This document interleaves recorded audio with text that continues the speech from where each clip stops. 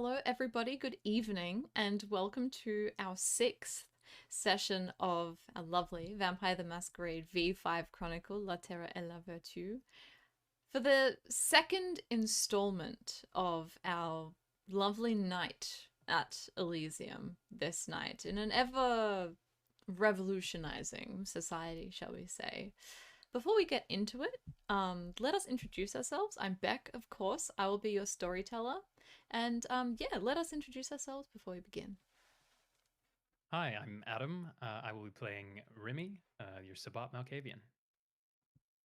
I'm Jack. I will be playing Madame la Comtesse de Visage, the Camarilla Toreador. Hi, my name is Syrinx, and I will be playing Mayel, the Gangrel Anarch. I am Bunny, and I will be playing Julien de Leon. Hi, I am Tom, and I will be playing the ex-Gangrel Primogen, Jean-Baptiste Hallier. Lovely. Now, we left off at the end of our previous session in a few different states of varying degrees of intensity, frenzy, be-all and end-all scenarios. We hone in again on within a particular room outside of the main hall where the Elysium is being held within the estate of the Palais Royal, not so far from the Place de la Révolution. A sort of safe haven, this estate, for the Camarilla who no longer hold power within the city of Paris.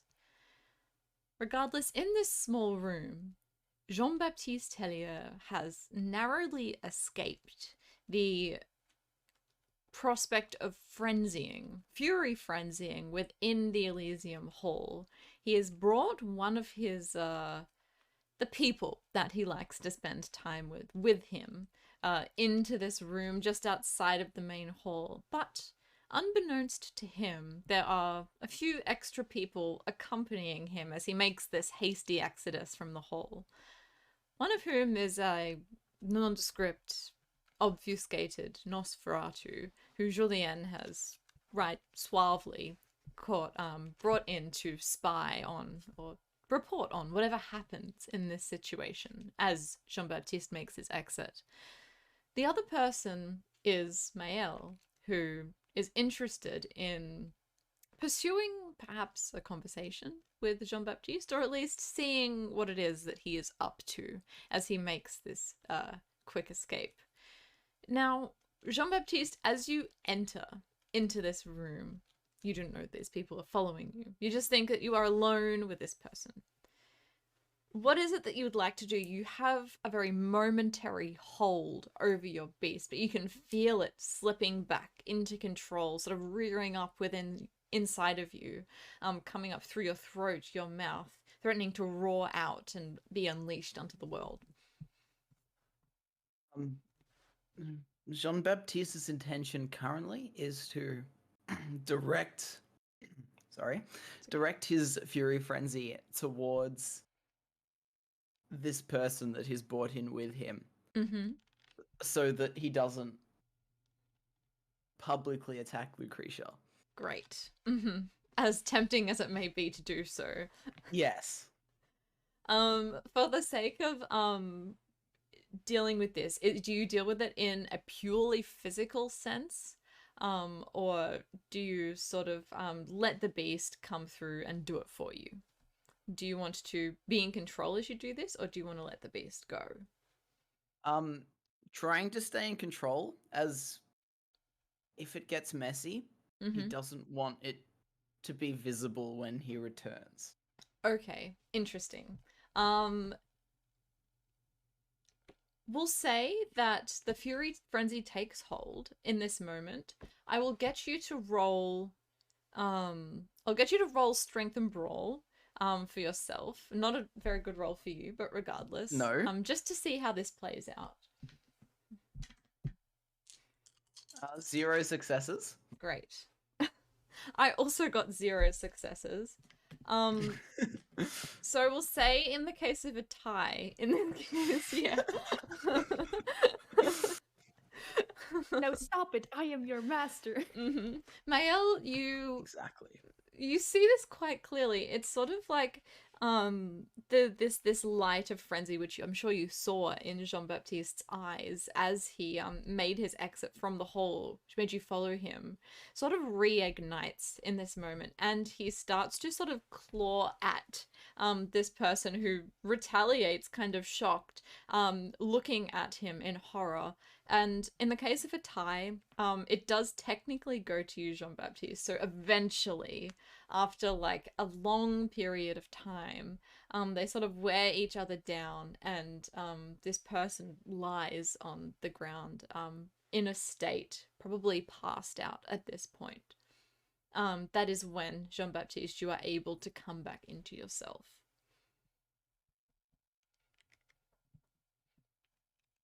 I think that'll be a perfect moment to speak up and become visible. And say, I really thought you would have gotten someone willing to finally let your beast out. Fuck. Is it Mel! that? Yeah, you Well- know I heard that first thing as well, right? That first reaction? I'm not disappointed to be seeing you. I just would have hoped that. Yeah, you don't Our need to reunion- say all of you don't need to say all of that, I think. Oh, okay. I see. Us meeting, we both know how we feel about it. You don't need to lie in front of my face and say that you're not disappointed. It's fine. I just hoped it would be under better circumstances. I mean, it could have been if you managed to take on that human with a bit less of a struggle. Could have been better circumstances, but Yes, it could have. But you being here suggests one of two things. Either you've come to your senses and run back to the Camarilla, or maybe you're just gathering information. right. I think there's a difference. I think there's a miscommunication here. I've always been with all of my senses intact. Me Yes. being with the Anarchs and not the Camarilla is a complete sane decision. Surely How's it going for you? better than it would have in Sabat or the Camarilla, for one. And I don't see beastly posters of my visage around the city, so I would say that I'm doing better than you at this moment, even. Yes, you're doing better than me. So what have you been up to that's so grandeur? Or you're not gonna react on the whole Masquerade breaching thing? I don't know what you're talking about. You don't know what I'm talking about. You've never seen the posters of you depicted as a horrible monster, vampire even, some may say, around the city streets. Can't say I have. Are they flattering? Do you like your beast? Well, as you would know, members of our clan have a very particular relationship with our beasts. I can't say we're enemies. Then, well, I would think I'm flattering. I don't think you would think you're flattering in the poster. That's disappointing. Hmm, Do you happen to have one with you? surely. Sadly, I do not. Ah, that's a shame. But Maybe try to be more subtle next time you go out into the cities. And where's the fun in it's a that? tip. Oh, I don't know. I thought the Camarilla was all about that. There's different types of subtlety, I suppose. And breaching the Masquerade is a subtlety that you allow yourself in the Camarilla. I get it. We don't need to discuss it anymore.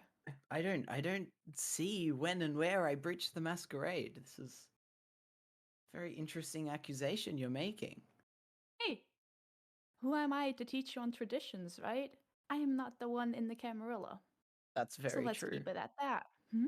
And did you just come here tonight to taunt me about my supposed masquerade breach? I was going to start a friendly conversation, but then you just made it so easy. But now that's out of my system. We can go back to a friendly conversation. Oh, I'd love nothing more. Yeah, I see. That's what I hate about your kind. At least if you're lying, make it a bit more subtle. That wasn't Or I lying. know That that. was just sarcasm. Yeah. I'm sure it works with the other Camarilla folks. Better Anyways. than you might expect. Oh, yeah, I noticed in the big hall. It works splendidly. Are you going to get to the point? Do I have a point to make, or are you just waiting to run away from this conversation? It's the first time we've seen each other in centuries.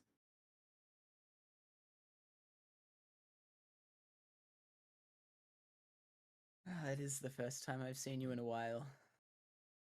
But, you know, I'd be surprised if you were disappointed about that. Yeah, well, obviously, if I had missed you, I would have looked for you sooner. That's very true. Yet I hear you've been busy. What have you heard?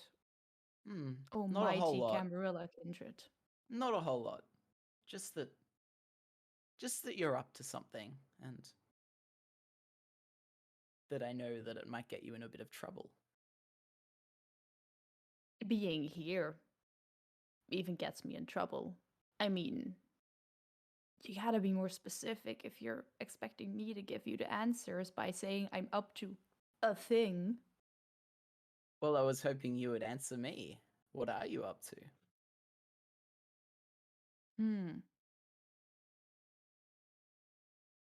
Fighting for freedom. My big sister has truly become an anarch. Who are we being freed from? I fought for freedom when I was a Sabbat. Tell you. Yes, as did we both. No, I don't think we both did. Or I think our idea of freedom then differs. I only fought for freedom in the very end. I don't know whatever you did back then, but I think we were more similar than you might remember. But we've both chosen our separate paths and our own separate ideas of freedom. And I'm very curious as to what yours is.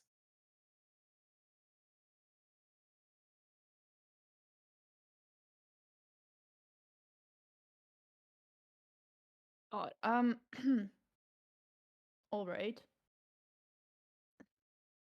So you're telling me that you joined the Camarilla to fight for freedom. I think the Bourbon monarchy was more free than Robespierre's dictatorship.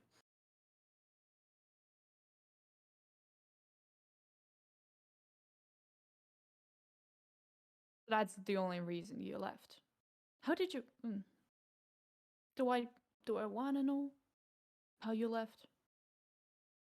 It was messy, but the important thing is that I did.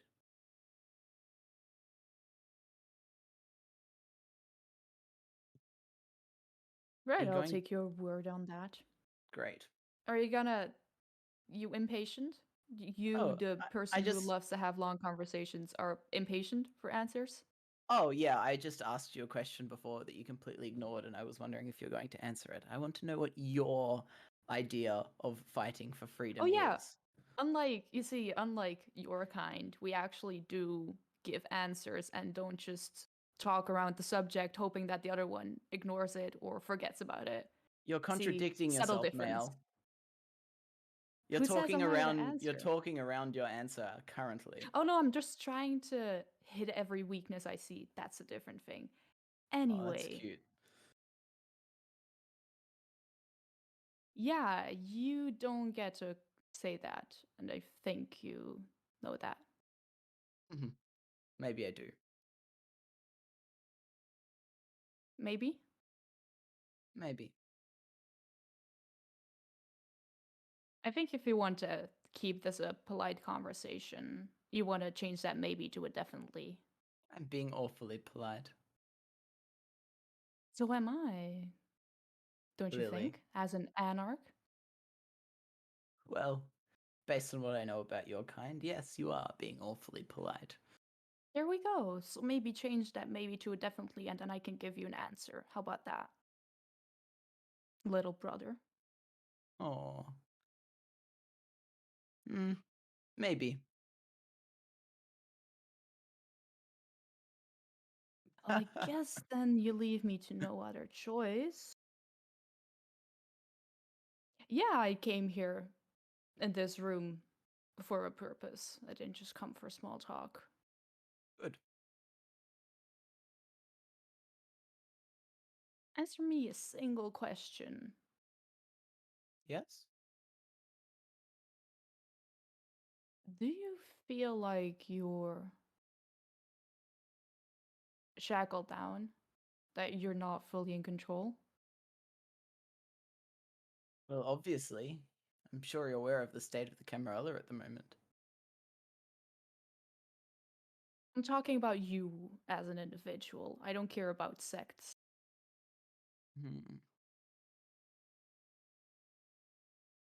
Well, I can't really leave here, so I suppose in a way, yes. But other than that, when you leave this place, do you always feel free?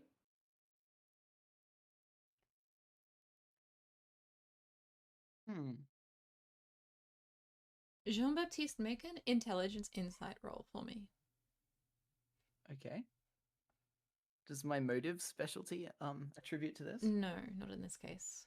Okay. You need to roll intelligence to see what the fuck I'm saying. Yep. Sounds about right. One of us was a philosopher. It wasn't you, my boy. You're not wrong about that. I'm sitting on a solid 3 successes at the moment. Maybe she's having another dig at you in regards to being a part of the Camarilla, being a part of this confined ivory tower. Maybe she's interested as to what you get up to in your night-to-night life. The questions are vague. You can't quite pinpoint what they mean. I feel like you're trying to get something specific out of this, which means that you probably need to ask more specific questions, big sister. It doesn't get quite more specific than that.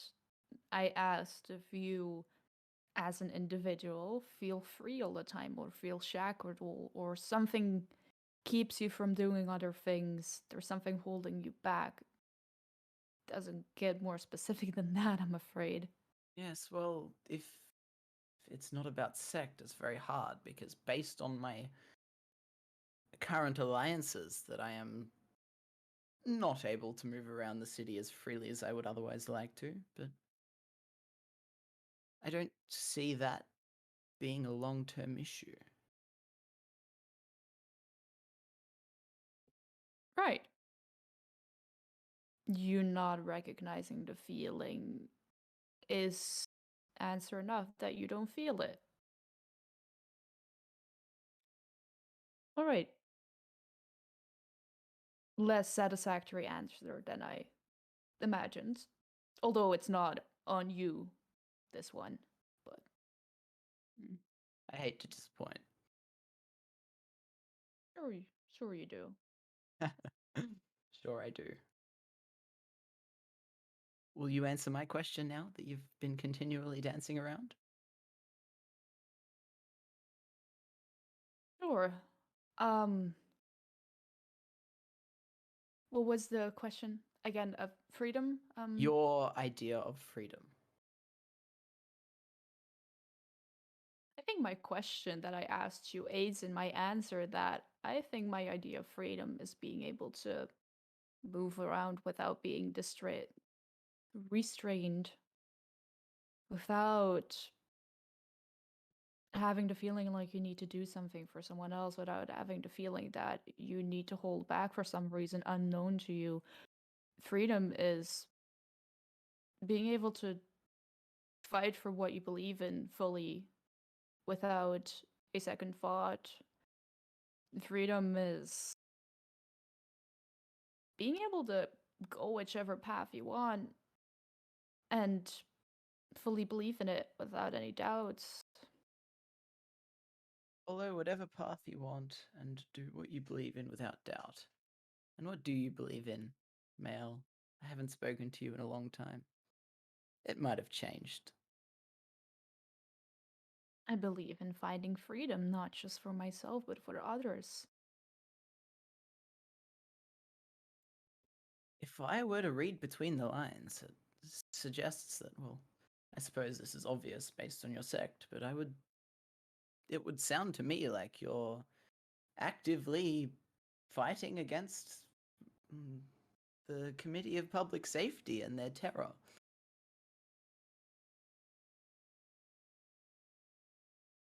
In a way, I'm fighting against your sect as well. Although not right now, but in a way we were before.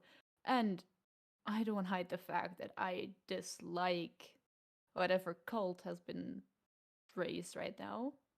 And if you're wanting to sound any alarm bells, I'll be out of here before they can even find me. But I don't have an intention of doing that.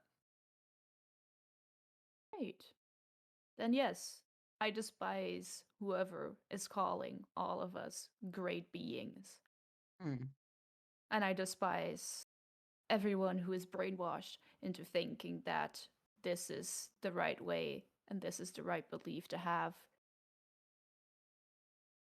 And the way you're talking sounds like you're actively doing something about it. Would you like to share that with me? I think you are trying to read between the lines here without anything to base it on right now. It's just that if you were, I would be able to offer you my assistance, but if you're doing as much as everybody else, that won't be very useful. Are you doing anything to fight against it?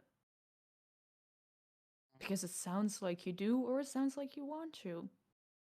Maybe I do, but going at it alone is a suicide mission, and the way the Camarilla is at the moment. Never mind that. Sure, though, you wouldn't be doing it alone. You can find some other people to get behind you. Are you offering? I'm talking about the Camarilla. I'm not gonna get behind you. If there's anything happening here, it's not gonna be me getting behind you, it's gonna be something else. What if I were to get behind you and your cause?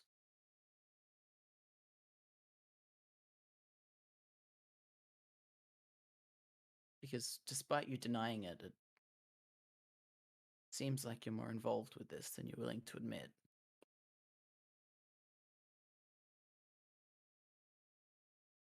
Why would you be willing to get behind? Well, you can see my current predicament. The Committee of Public Safety is not in my best interest.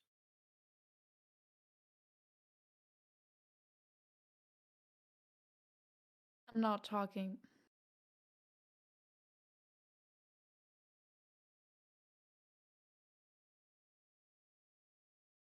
I don't want to be cruel here. Yes, you do. No, I don't, because otherwise I would have already said it. Pay attention. I don't want to be cruel here. The question wasn't, why are you willing to fight against the committee? The question is, why are you willing to become the second again?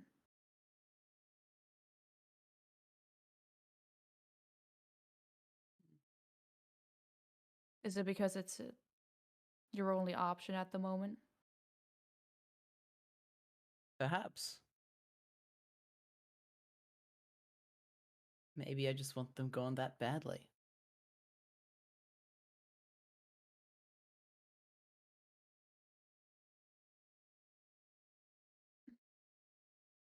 All right. All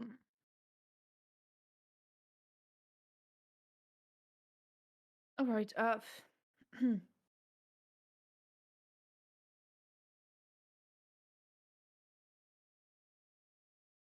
You can get behind me, and we're gonna rid Paris of Robespierre and his insane beliefs. But to know that me and my sect, we're not gonna stop. We're gonna fight, and we're gonna go through Yes. this. That is the one catch I do have. Obviously, it looks bad, a previously high-ranking member of the Camarilla working for an anarch. So, I can give you an army, but I will need one small little thing in return. Getting freedom is not enough. Freedom and a major boon. How does that sound to you? I don't think you're in the position right now to ask for boons from me in turn of your help. You made it very clear in this conversation that whatever this is, whatever the movement is, the fight that we're gonna fight is worth very much to you. I So, think if we work together, we both get what we want. And I don't owe you anything, and you don't owe me anything. We both get freedom, and we separate ways again.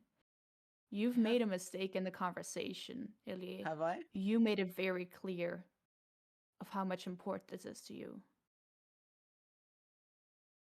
So much so that you're willing to become second again. Oh, my dear sister. You have also made a mistake in this conversation.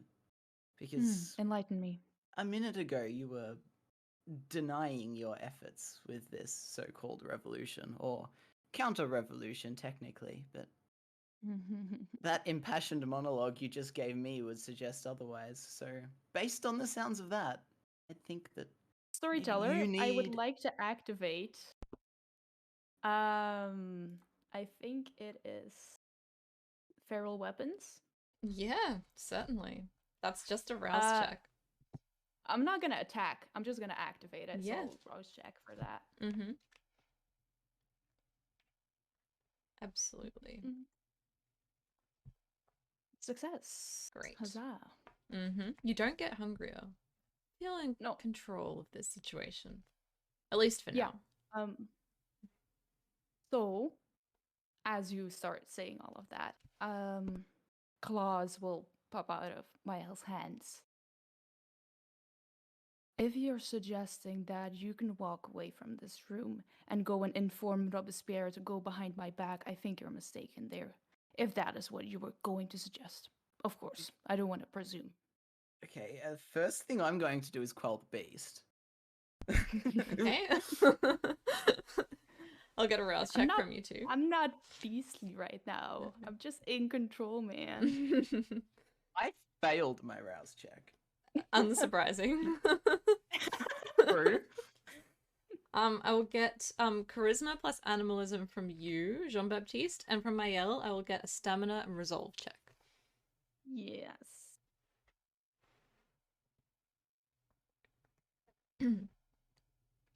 I love family reunions. They're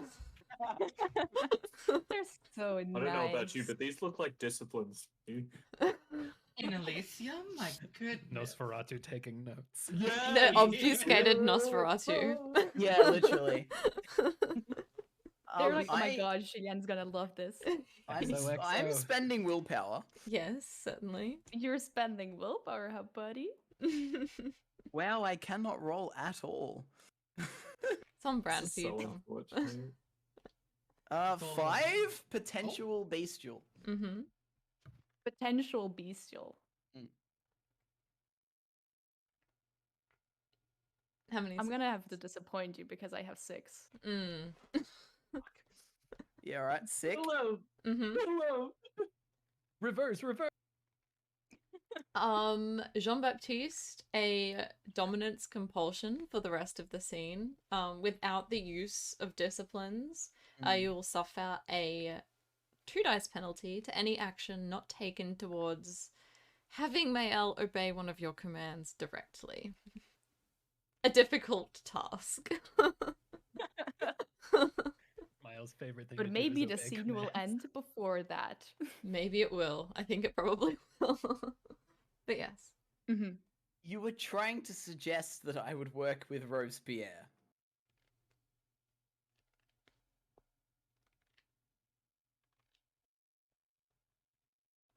I said I was assuming. You can correct me at any point here. What were you going to threaten me with so that you can get your major boon? That you are, in your monologue, displaying to me that you need my help more than you're letting on. An impassioned anarch speech is not going to win you a war. An army is. It seems that you need me more than I need you. And if you don't take up my offer of my army for a major boon, then, well, I suppose you are lost. Very inspiring speech, Hellier. Why would I need you more than you need me?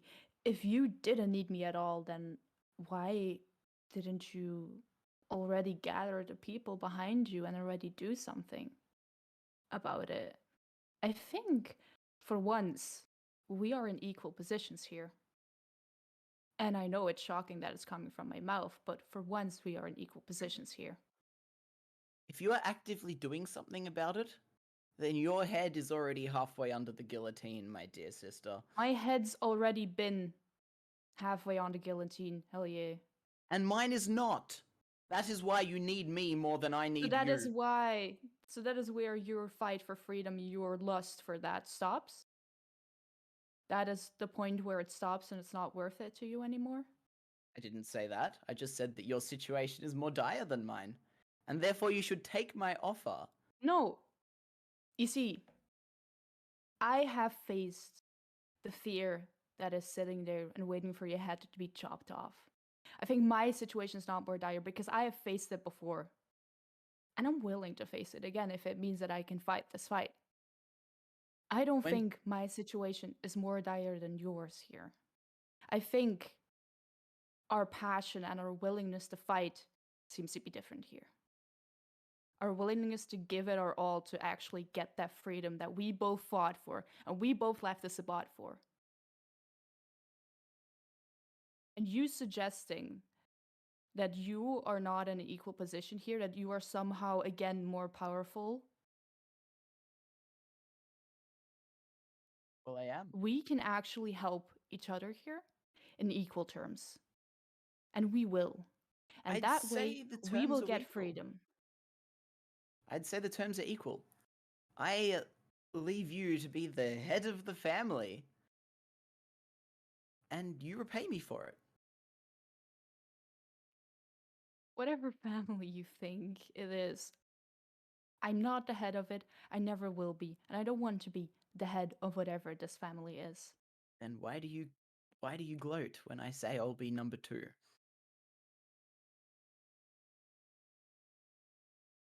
Not because I want to be above you.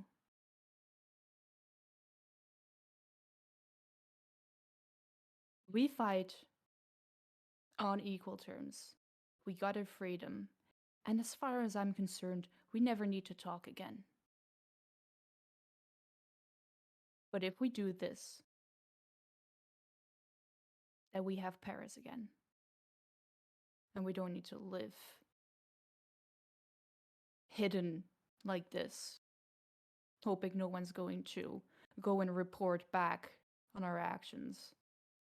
No more fear of getting your head on the chopping block, whether you've been there before or not. And do believe me, whatever history we have, I hope your head doesn't land there. As much as I hope that my head doesn't land there. As much as I hope that any kindred's head that is present here doesn't land there. The less blood spilled onto the guillotine, the better. It's a waste, if you ask me. But I simply need you to look at this situation from a perspective that is not your own. I am where I am in the position that I am. If I am going to allow myself to be bossed around by an anarch, and I am not suggesting that that is a bad thing, but I'm suggesting the Camarilla believes that it is a bad thing. And if I am going to risk my position and my own future for such an opportunity, I need something for it.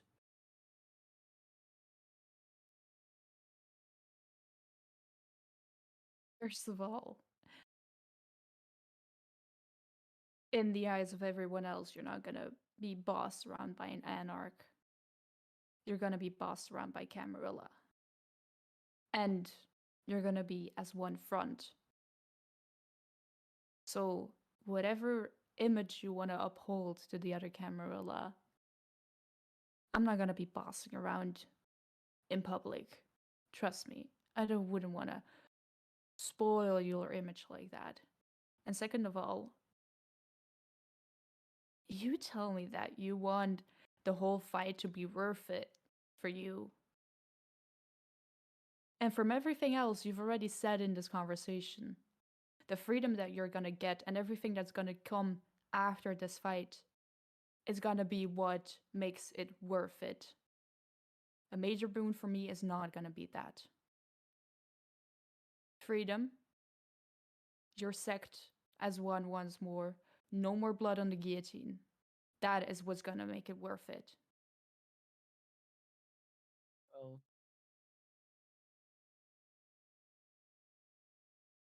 if you want to continue being stubborn, that's okay. No, with I me. don't get why you want an extra prize. You on the don't biggest have prize to you can get it. get. You just have to agree to it.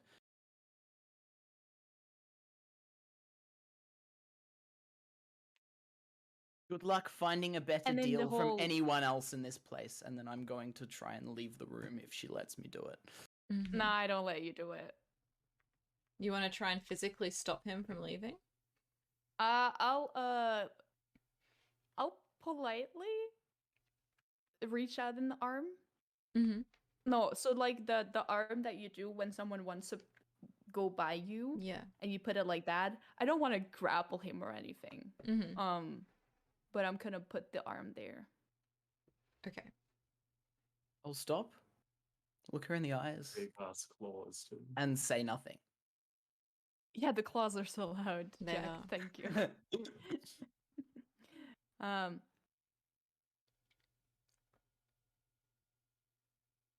If you come to your senses and realize that this fight is worth it on equal terms, then that's also an option. Like I Because said, when you've freedom is important to both of us, is it not? it is, but once you've spoken to everyone else in this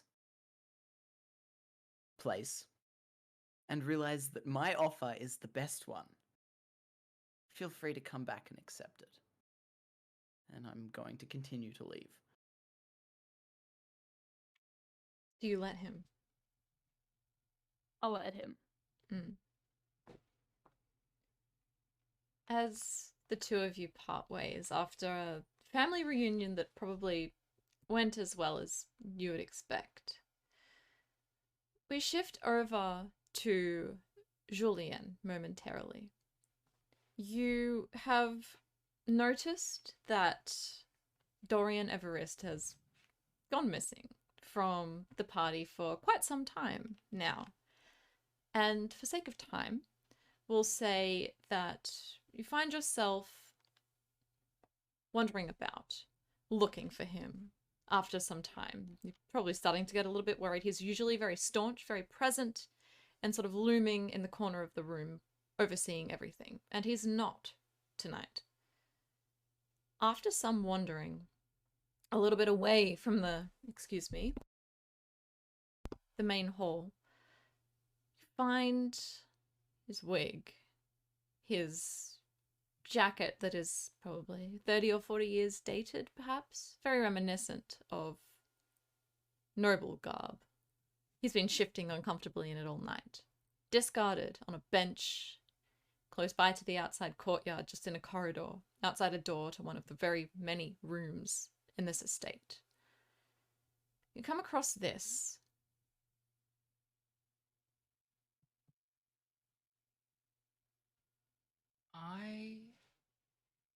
Julianne would use her heightened senses to, I guess, smell the air to see how long it has been since he has left the room, just from how much his scent has faded. That's a great question. I'll get you to make.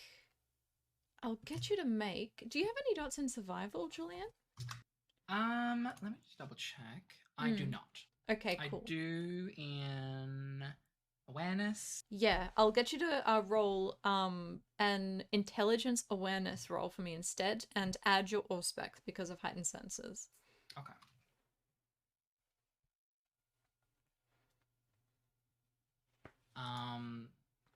Okay.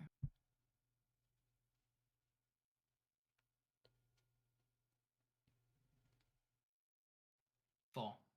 4.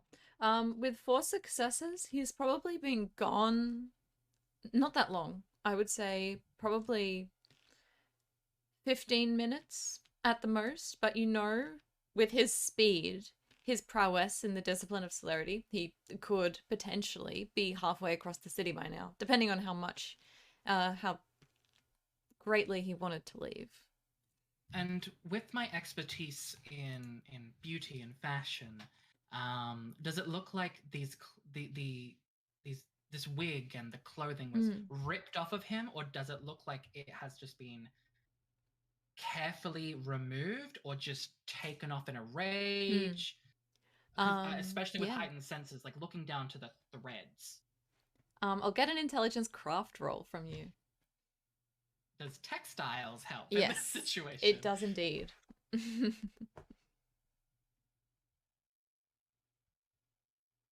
love the image of Julianne being there going, wig.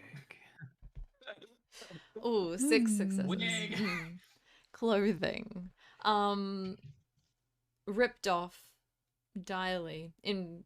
You know, you can almost feel the frustration, the resonance of it in the air from the way that it's sort of been thrown down, discarded. Perhaps either you or one of your people may have made this piece as commission for him back in the day. To see one of your garments treated like this sort of pierces you personally in a sense as well. Dorian, you wound me.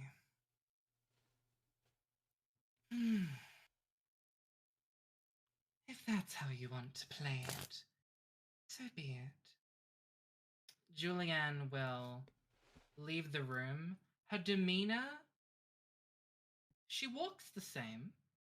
Her expression is the same. Same pleasant smile, despite the monstrousness of her eyes, considering her condition. They remain the same. The elegance with which she walks through the hallways and slips between people, all the same, but the air is very different. It has gone from warm, inviting, pleasant, to a cataclysmic event that has not yet made itself physically manifested. It's on the peripherals of reality, threatening to come in. And she is looking around.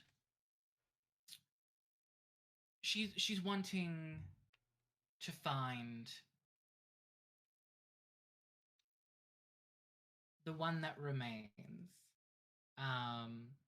The third power player. Perhaps if they are in the room now, preferably they would like to speak with the children that what they saw. Yes.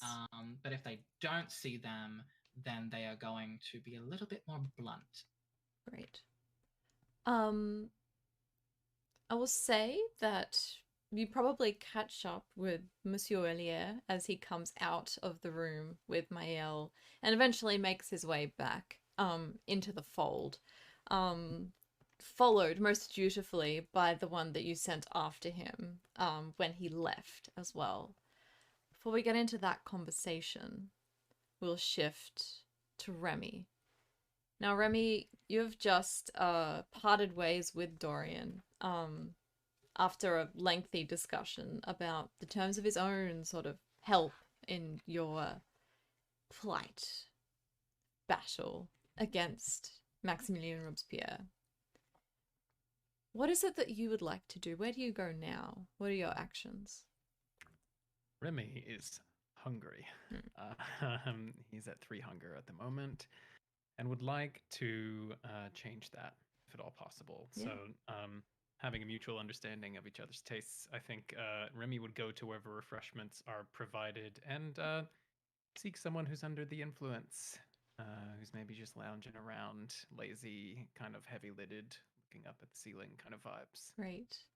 Lucretia, what kinds of drugs do they have in a place like this, on a night like this?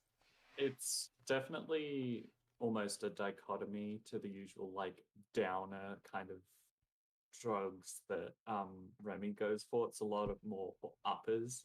So everyone's more like alert and stuff like that. But not everybody responds to those kinds of drugs very energetically. Mm-hmm. So you would probably find some of the people who respond more relaxed, but it is technically like, I don't know the actual other drugs, but it's like uppers, Great. Mm-hmm. hallucinogenics, all of that. Everyone is very feeling it. Mm-hmm. Okay. You probably find somebody sort of gazing, kind of like slack-jawed, open mouths, like unblinkingly almost at one of the many paintings on the walls, sort of distanced from the rest of the party, sort of off in their own little world, steady on their feet, so you can tell that they haven't been fed on recently in terms of like lightheadedness and stuff, but they are entirely lost in whatever it is they see, whether it be there tangibly or in their own mind before them. If it doesn't seem that any of them are in kind of opiate-induced hazes, Remy's actually gonna stay hungry. Okay. Mm-hmm. And I think he is gonna watch this person staring at the painting and do his best to get a little bit of a contact aesthetic high rather than anything chemical. Mm-hmm. He's not gonna risk that at the moment. I think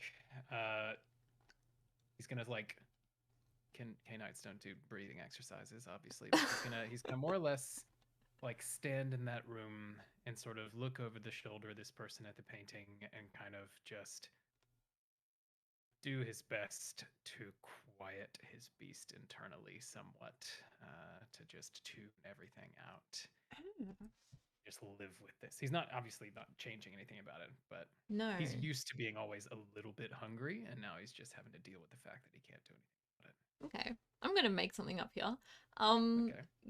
Give me a roll of your stamina plus your composure. Interesting. Actually, make it manipulation composure instead. Hey. Ooh. Okay. That's handy. Yeah. I think Okay. that makes more sense.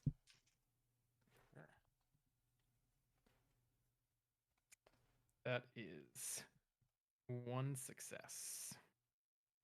1 success. Okay. You attempt to talk to your beast, I would say. Kind of coax it into a state of increased calm as opposed to the sort of kind of riled up frenzied manner in which it's sort of presenting itself to you at the moment. But it's defiant. Perhaps it's because it's this place. It's not exactly safe for you and your sect here. It's not your place. And there's nothing here that it recognizes in terms of helping it sort of calm down, get what it wants. And so it's kind of like it's whatever the beast's equivalent of like sort of crossing its arms and like looking up and not wanting to sort of engage with you, sort of ignoring your pleas for it to speak with you in a sense. Yeah, all right. Mm-hmm. We'd have to wait and hope that one of these drinks enough booze to pass out. Yes. And then, so he's going to irritably kind of adjust his ascot, Okay. readjust his vest, sort of walk back out of that kind of feeding area and sort of look over the grand hall area. Mm. Interesting. Give me a wits awareness roll. Okay. Just double checking that. Mm-hmm.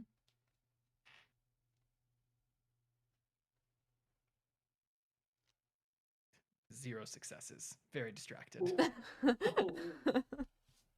I think it makes sense for the story. Yeah, there are a lot of people here. It seems it's definitely more crowded than what it was before. More people are filing in and stuff.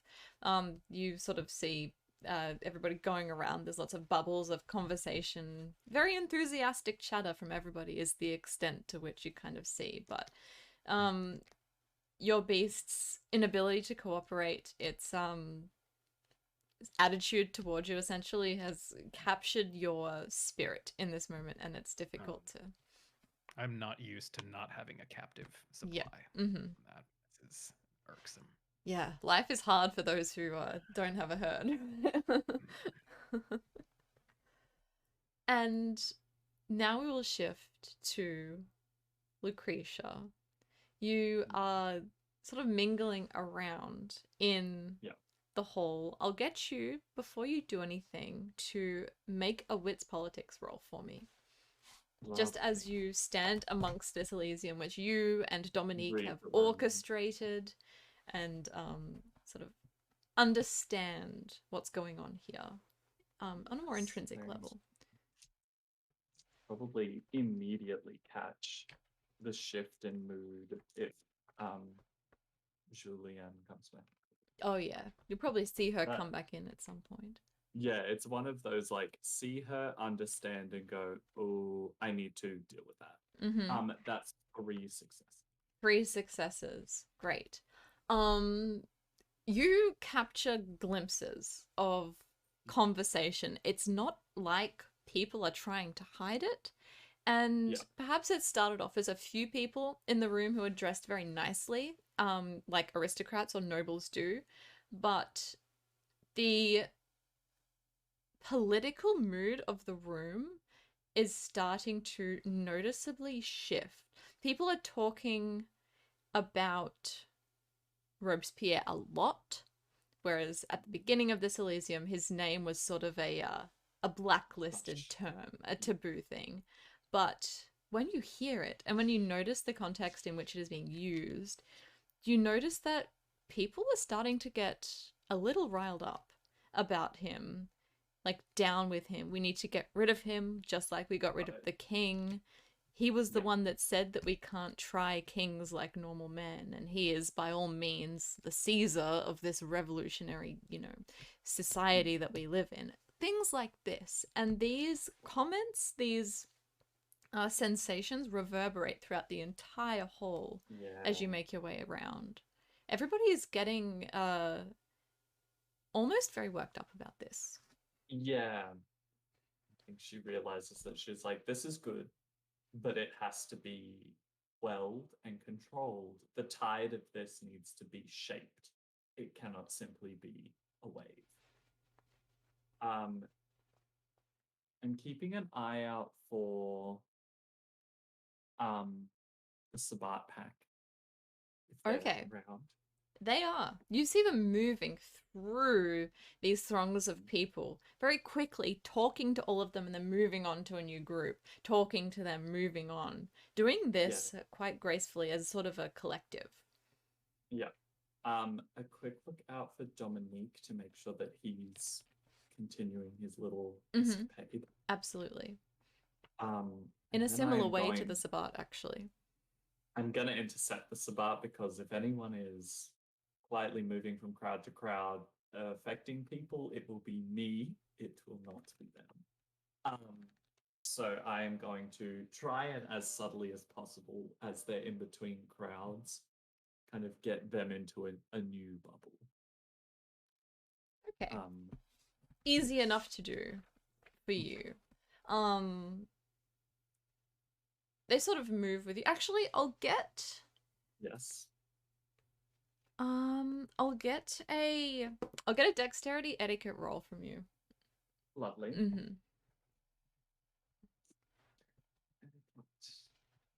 Love me some weird rolls. Yeah. Ooh, yeah. That is 4 successes. Great. Yeah, they are definitely not used to situations like these, and they don't realize what's happening until they are sort of siphoned up face to face with you. You don't need to roll insight to notice that a few of them don't exactly seem pleased by your presence. Of course. And the only person who would recognize me is Eleanor recognizes you. That's right, Eleanor as and well as Sebastian, Sebastian. who you I really saved. actively I love that you tried really to couldn't forget their remember names that and it time. worked. She's like, oh, Rachel, Liam, so lovely to see. Oh my god. But no, she'll pull They up look the fine, happy enough to see you. There are there are 3 others, 1 woman and 2 men, Yeah. who don't exactly look pleased. Yeah. I'll give a bit of a curtsy and be like, bonjour, we have not had the pleasure of meeting so far. Mademoiselle. I keep forgetting their actual names. Eleanor and Sebastian? No, God. Such a rude host. Mademoiselle Eleanor, and Monsieur Sebastian. Lovely to see you. Who might be your companions? Eleanor looks over to the 3 of them, notices that they're not planning on saying anything. She just says, Michelle, Veronique, Axel. Pleasure to meet you. I am very glad that you have come to this event. How are you finding? The one she introduces as Veronique says, are you the one who used to be part of the Sabbat and changed? Indeed, yes. I was in the pack with Remy. Traitor, why did you change? That is quite an opening question. How are you finding the party? It's crowded. Why did you change?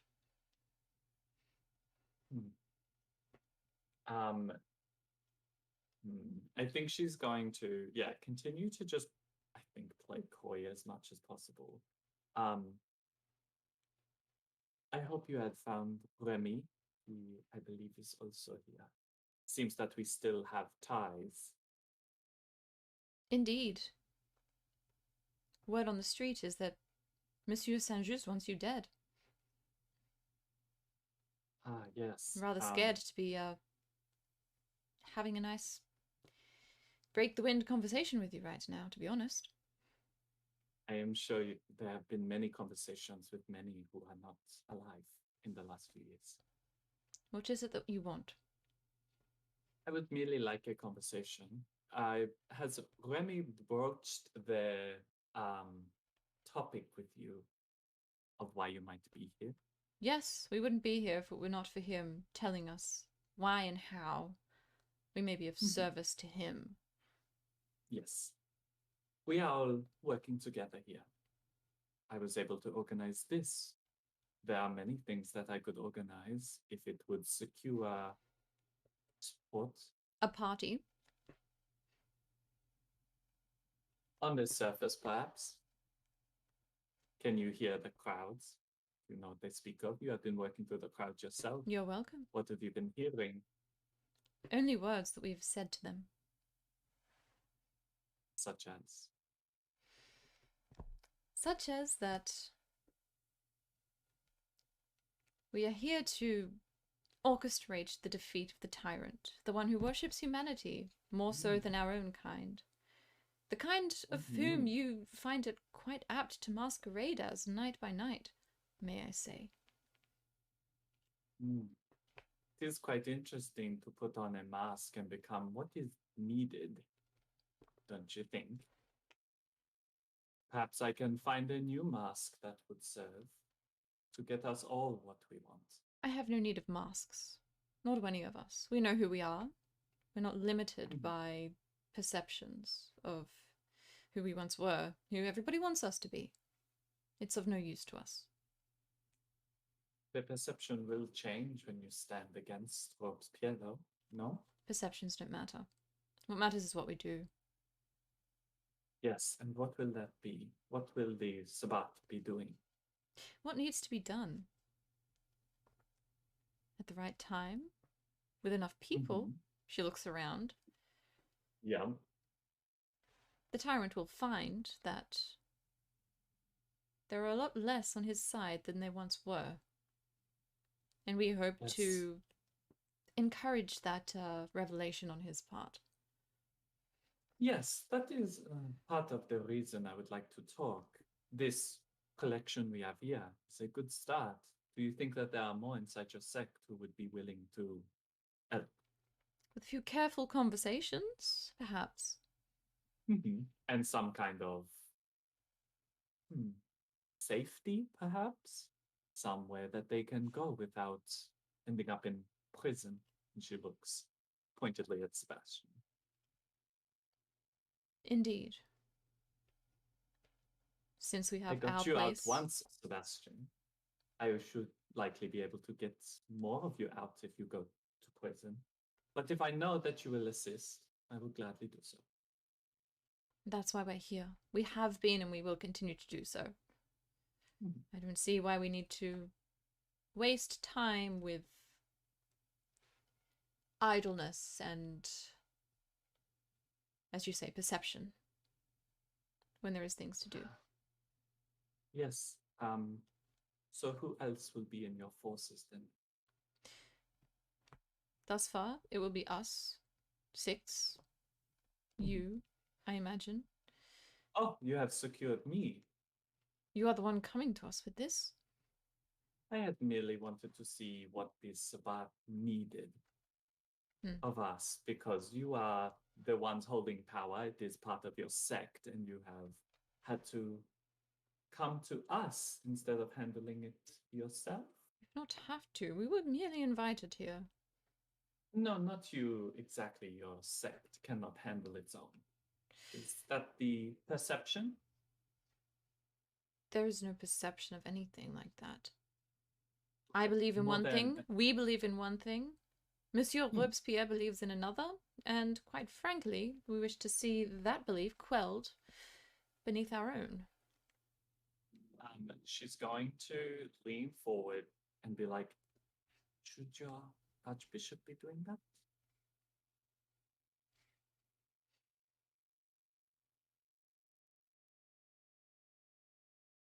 A pointed I question. think she will very quietly add, our Archbishop? Interesting. They all look at you as you say that. They say,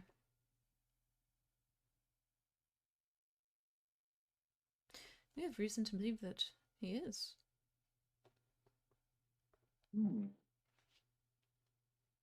Why wait this long, do you think? Because Robespierre's incorruptibility is cracking at the edges. Cracking? He has ruled himself into a corner. Now is the time where people are starting to speak, starting to whisper, starting to see him for what he is. The perfect moment to seize this opportunity. Yes. He You sins cannot do against it on your Cain, does own. he not? Oh, most definitely, yes. Very much. This is a separate belief of humanity, as you say. Then we must get rid of it. It is as simple as that. Does seem quite simple to say, doesn't it? Yes, and planning these things takes time. We have reason to believe the Archbishop has been. Yes. To think him able to handle this. That is why I'm wondering why it is that I am the one being asked to make offers to you when it is you that need me. Do we? I believe so, yes. Why? There are 6 of you. We are doing quite a good job of getting people on site here, as it is. Ah, so you found people here. Yes. In Just as there are this- people everywhere. Thank you for the very invitation, much, by the yes. way. So you are seeing that we help each other. Yes, That this party, this perception, is actually serving a goal. indeed it No. is. In this case. Ah, So your yes. goals are aligned with ours. They are indeed. Thank you. I wanted to be friendly as I was once. Or still am. It all depends. A part of your sect. They don't say anything. So, I know that you need little else except the Dark Father's blessing. So you need little from me, but I would like to secure your working together and not get stabbed in the back. What is it that you wish to do in that case? Merely when Robespierre is removed and there is a vacant hole in your sect, that the person that fills it, or anyone else that comes in, does not harm myself or my people. That is a fair arrangement. So, And it's one that will be shared up our own hierarchical ladder, I'm sure. If we are to work together in this, it seems counterintuitive to do so and then stab each other in the back, at least from my perspective. At least from the perspective of those who love Cain and share this blessed existence as we do. does seem quite counterintuitive. I believe it's already happened once, and I am just trying to stop it from happening again. Make a wits insight roll for me for a moment. Sometimes people just forget that Robespierre be doing inside. Does this fit with desires at all? Yes. Alright. I'll say so. They want to kill you. Damn, 5 successes. Yeah, that's good. The one she introduced as Axel is trying extremely hard to keep the glint out of his eyes. It is eyeing you off as a delicious, midnight snack, essentially. Okay. He's trying hard, but it's not quite succeeding. Yes. Yeah. Yeah, it has happened before, and it may just happen again. And she looks at Axel. And she just says, will you be able to agree to these terms? We will. I don't see any reason not to. You let us play our part here and outside of here, and you'll find it will be of great help. You may certainly play your part out there. We plan to. Here we follow rules, and you already have the control and the power together. I'm glad that we had this discussion. As am I. Thank you very much. I hope that we continue to honor the codes of your Camarilla Elysium. Much appreciated. She'll give a curtsy. Yeah, they go off very quickly, eager to get out. But Veronique and Eleanor both deign to give you a smile of thanks. Yeah. after the conversation. And as they enter back into the fold, sort of talking amongst all of the guests again, we'll take this opportunity to have a brief break for a little while and come back and resolve the sort of ever-mounting tension of this particular Elysia. Thank you, everybody, for sticking around so far, and we'll be back soon.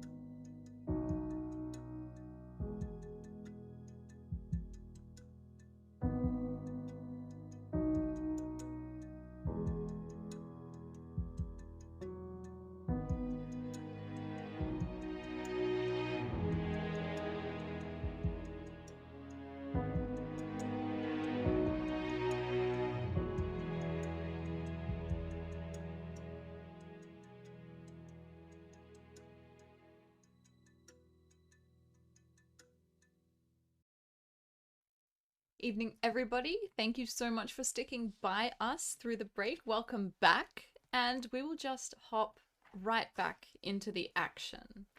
Now, Maëlle, as Jean-Baptiste leaves the room, you are left alone inside, pondering the after effects of that family reunion, as we're calling it. Is there anything you would like to do from here? I will wait for like a minute, Yeah. indeed, in the room, before going out, and Acting your claws, I hope. yeah, retracting my claws. Thank you. Honestly, I'm thinking though, what's the chance that Mael just forgets about them? Ooh, do you want to roll for it? I'm gonna roll for it. Okay. Just a D10 and see. Mm-hmm. I'll get Because you. Sorry, go on. oh yeah, no, because you want to actually have me roll? I just rolled a D10 to see if I Oh would yeah, roll a forget or d10. not. That's a But good idea. Mm-hmm. What did you roll? I rolled a success, so I think as I start to Reach for walk the out of the door. room. What? As you reach for the door, you're like, oh, I can't open this door. Yeah, I like that. As I reach for the door, indeed, like looking at the claws and be like, oh fuck yeah, right. And then floop, retracting them, being like, don't want to offend anyone, you know. um, Camarilla law and all that. Mm. wouldn't want to threaten the Camarilla, right? No. And then also leaving the room. Miles' first like intention in her head is to find Lucretia, but as she enters the room, I think she may see Francine Yes. there. Mm-hmm. And in her head she was like, yeah, I need to go to talk to Lucretia about this because I am not gonna be able to solve this. And then as she sees Francine, she's like, okay, yeah, priorities like that. Maybe I should first actually go to her because I promised to. Yeah. Francine is sort of standing up against this little bar area that's been set up in this room, arms crossed across her chest, sort of wearing very dressed down, similarly to you, actually, looking very out of place and sort of kind of put out a little bit by everything, kind of tapping her foot on the ground.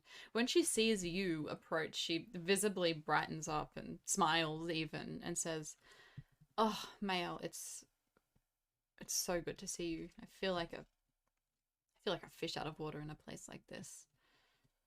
Yeah, there is a reason why we don't usually go to these places. They're not that nice. They're not, no. How are you? I had a interesting conversation just now, but otherwise than that, in a positive mood, you could say.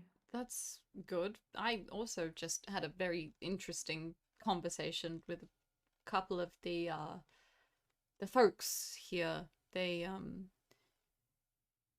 were very eager talking about Robespierre, about getting rid of him.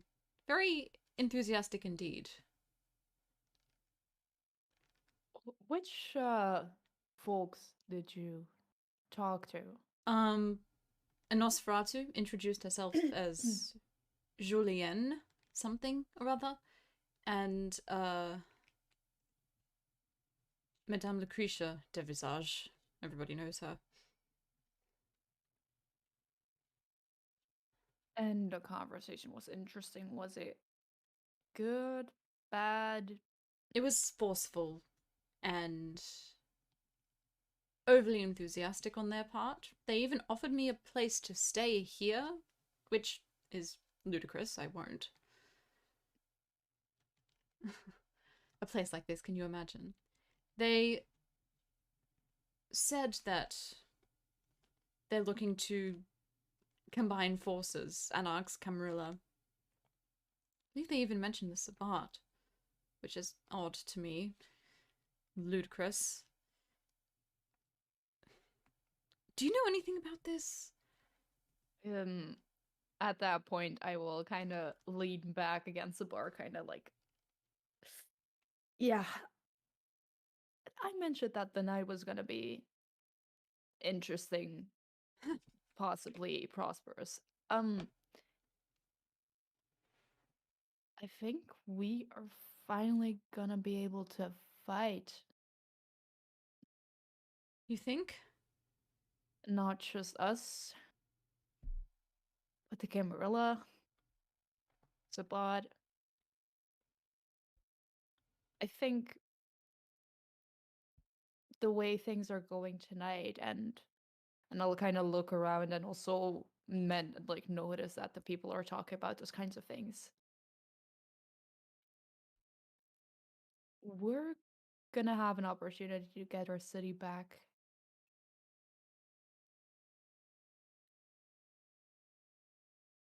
If we all can actually take the opportunity and see it for what it's worth, which apparently most people in this room do. She looks around at the people, what they're saying, the sort of frenzy that everybody's getting riled up into. I'm gonna get you to roll charisma persuasion and add your Mauler dots to dice in this roll.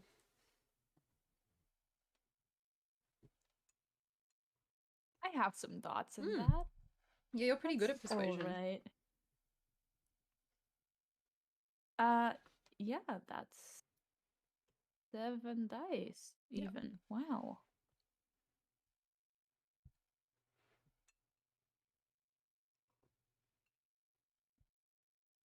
I will spend willpower as well, and then Yeah. I have 4 successes. Great. Perfect. Just what I was looking for. She takes a moment to really soak in the energy of this room, sort of closes her eyes even for a moment, and just you know that she sort of lets her senses kind of expand throughout the entire room. And after a moment she comes back to you and takes a purposeful, very human sort of breath in. She's even got sort of flushed cheeks, like she's using blush of life or something in this moment. And she says, yeah, I mean, the Camarilla are certainly enthusiastic about it, and she sort of looks over in the direction of where you can see Sebastian and Eleanor alongside 3 others as well that you don't recognize. Mael. Even some of the Sabbat are here, all talking about the same thing. It's I didn't believe it when Madame Lucretia told me, but you're right. It's not like anything I've seen, and quite a few people. Not nearly as many as what we have, but quite a few influential people. A player question. Yes. Her sister. Charlotte? Did she the circumstances of her death? Yep. They were for the revolution, right? And who exactly killed her? Okay, so Charlotte assassinated Jean-Paul Marat, who was a Nosferatu in this game.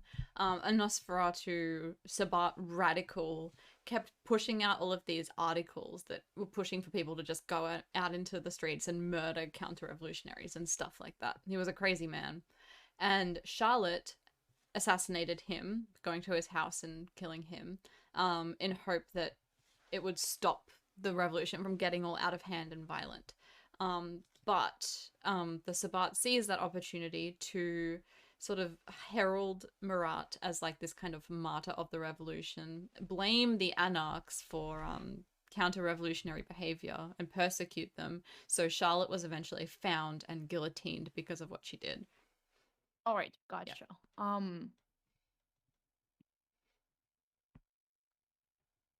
I will take a step closer and put my right hand on her shoulder, and say, "We're gonna fucking get the revolution that your sister fought for, that we fought for, that all of us have fought for. We're not just gonna get the revolution, we're gonna win this thing. We're gonna end Robespierre and his insane beliefs. We're gonna get the freedom, not just for us, but for the people that we started, that we wanted to begin with. Not just the vile perversion that is happening right now." Yeah. We had it. We had it for a little bit. And with this, with all of this talk of getting rid of him, it's the perfect opportunity for us to take it, solidify it, make it ours. After so fucking long, after so much fucking loss. She fought for a lot. I did. You did. Risked your life again and again, as all of us have. Kindred, kind. It only makes sense that it comes back to us in the end. If I have any hope in what we're doing, which is, to be honest, the only thing that's keeping me going, keeping me here, keeping me from facing the sun or handing myself over, it's the hope that it will come around to us again in the end. And it's happening.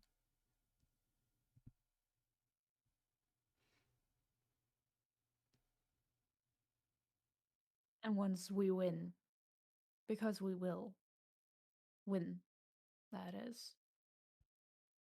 Once we get it back on track, you can lead it back to the way that it should be. Make sure that this doesn't happen again. And make sure that the kindred, the people of Paris, know that they can find freedom without having to succumb to one person's ideals.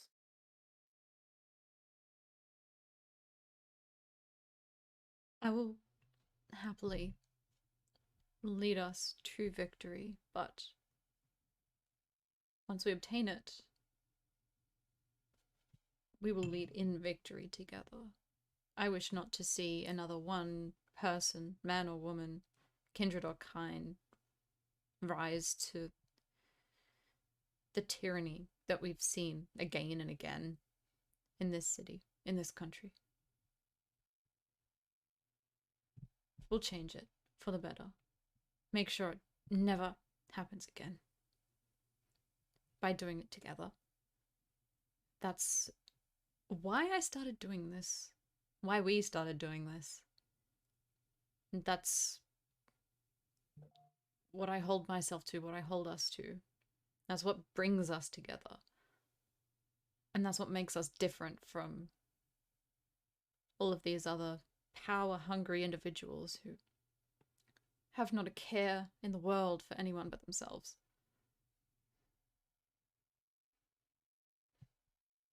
You know, you can take some more of the credit. After all those years ago, you were already fighting for it. I was lucky enough to be able to join you.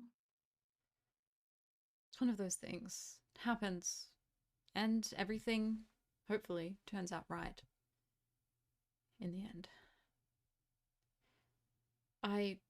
When I was speaking with Lucretia, I mentioned to her the conditions of my assistance. There is a weapons factory. Used to be a church, but of course, you know what they like to do to churches. They turned it into a place where they manufacture cannons, guns, things of that nature. I told her if she was able to liberate it and give it back to me and our people, then she'd have my support. I did it to test her, a kind way of saying to get her off the table, but It is something that I need. A lot of my people, the kind that we work with, are stuck there, working, unable to leave, stuck in chains, both literal and metaphorical, by Robespierre and his men. And if we had access to the things they're building in there, well, storming the Tuileries Palace would be a walk in the park.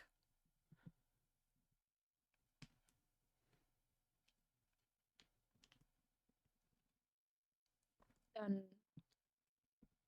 we make sure that we have the people to storm the weapons factory first. I have people. You know I do. You know we do. And they're willing, we are willing to do anything at this point, if it opens up a light at the end of the tunnel. I will let you know, this is not something I mentioned to her, that Monsieur Aaron de Gaubert also wants what's inside.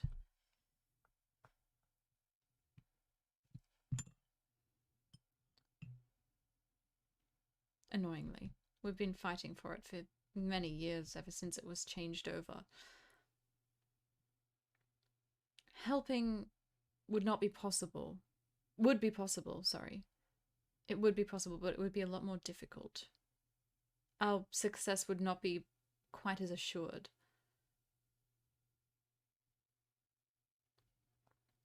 And I don't know for what means Monsieur de Gaubert wants them.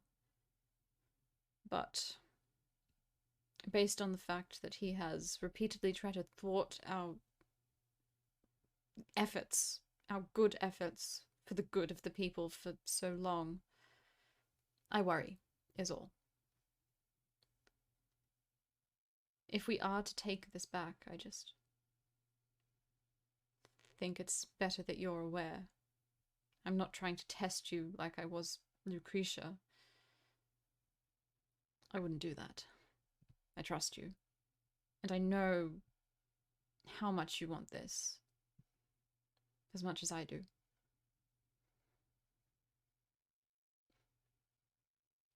Well, then I think that the best opportunity will be to go and see what his reasons are and stop him if possible. I don't want our people or any other kindred to storm that place and have to fight over it with another anarch just because he has some Grudge. individualistic needs. If he wants his city back and if he wants to fight for the same goal, then maybe he will see reason. And if not, then it's better to stop it at the base. You're right. You're always good at offering such simple solutions to problems that many of us find incredibly convoluted. I appreciate it. He has influence and sway, especially in the Parliament, so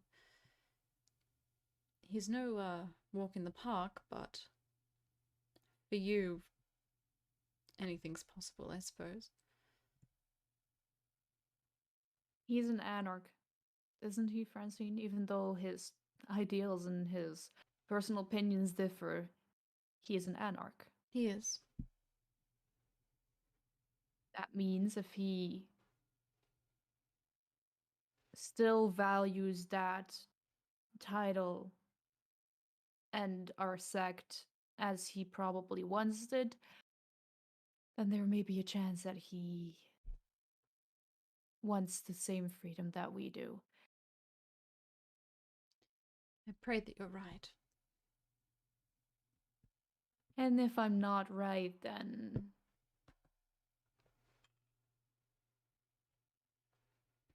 he probably is smart enough to know what will happen if he stands in the way. Of that I have little doubt. And I don't leave bodies behind. I've seen it. I've seen it all enough times, and it is. I hope you're right. And if not, Some things never change, Francine. no, they don't. The things we are left with when chapters of our lives change. It is not all bad, particularly in this case. If worst comes to worst, I know with confidence that you will be able to do what needs to be done. I was quite shocked and upset about my being summoned here, but speaking with you has alleviated my initial disgust. Might be a strong word, but something close to that. It's not such a strong word in this environment. Yeah, perhaps I've you're also right. felt disgust this night, trust me. Yes, a lot of talking about secret things in alcoves. It doesn't do any good for anyone, especially with the situation at hand. Yeah. Well, to a more positive note, spread some enthusiasm. The people already talking about it openly. I will. I will add to this fervor as much as possible. It is what won us the revolution in the first place. Surely it will do it again for us. We are simply upseating another tyrant. It is exactly the same job, as far as I see it. And she gives you a kind of smirk, a wink, and with sort of like a new spring in her step, I suppose, goes off and finds a sort of bunch of people who look a little bit more lower class, starts talking to them. If you listen in, she's talking to them, like asking them about what they do, who they work for, and she knows some people in the guilds, and then she sort of starts talking about this sort of anti-Robespierre sort of fervor that's happening throughout, and sort of asks them to pass it on to their friends, doing a lot of networking stuff. Mayel, I'm going to get you to roll wits survival for me as this happens. Survival? Yeah. What survival though? A weird roll, but you have a few dots in Sure. survival. I have a few dots in that. I would be a shameful gangrel if I Yes. didn't. Not looking at anyone here, but You might be surprised. I might be. That is 2 successes. What you notice in this room is that from when you started your conversation with Francine, and when she left to go and speak, you notice that the noise in the room is steadily getting louder and louder and louder. So people are talking sort of amongst each other, and then it's sort of that thing of people are talking and then they sort of start to talk louder so they can be heard over the current noise level, and that sort of like envelops on top of it sort of itself until it's sort of reached this point where everybody's almost shouting to be heard sort of among one another. Excitement sort of in the air. There's this sort of electric tension as everybody speaks loudly. Everybody's yelling amongst each other about these sort of death to Robespierre notions. It's strange.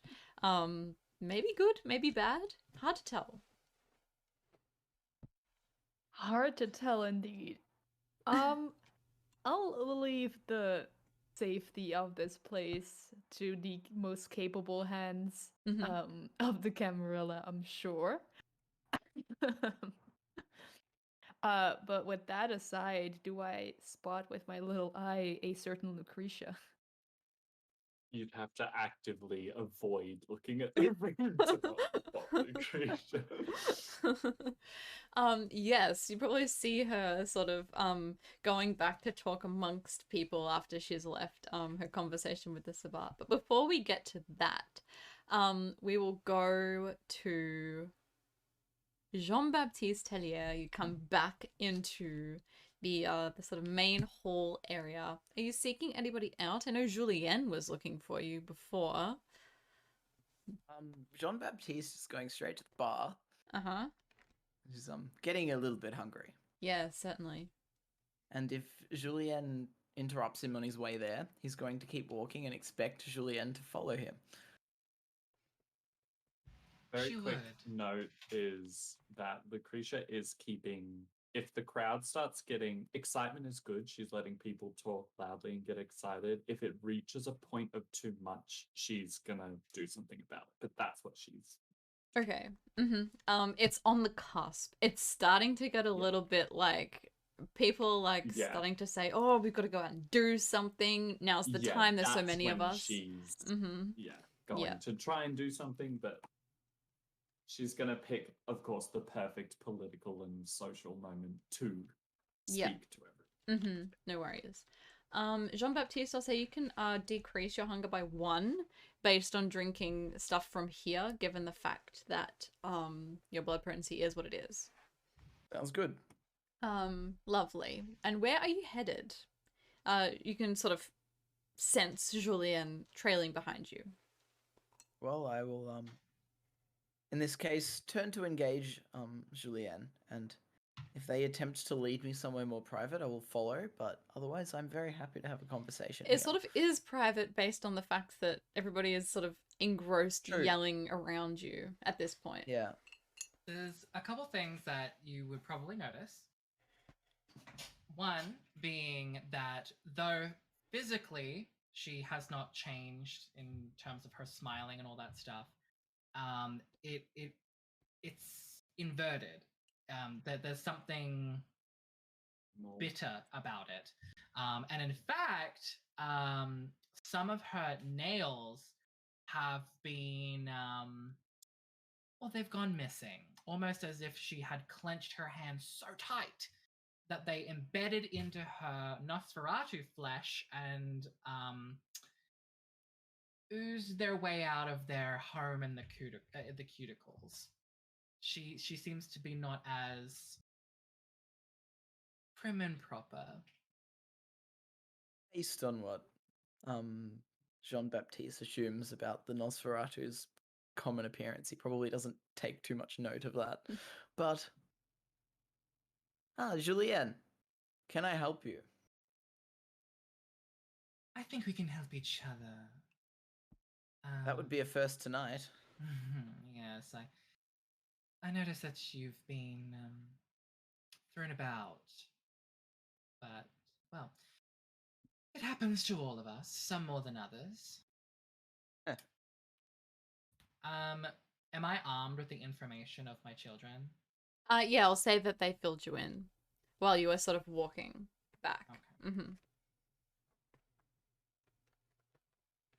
Family is such a complicated thing. Trust me, I know. Now, there are so many things that I would like to discuss, but from our surroundings, it appears that time is not on our side this evening, so I will do you the pleasure of being blunt for once. Another first.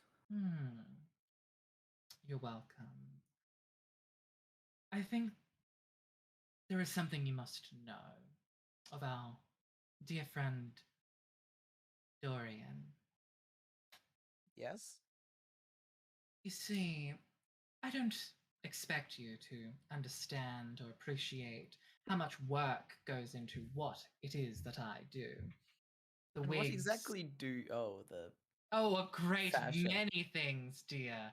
But what I'm referring to in this case are things like wigs and clothing, things that are very important for situations like this. I'm sure you can understand. Of course. I just, not so long ago, discovered that Dorian, he hasn't returned from his sulking. So I went and I investigated, and I found that his wig, the one that I hand-stitched myself, and the clothing that I measured for this special occasion was haphazardly discarded like a peasant on the side of the street. Now that must be insulting.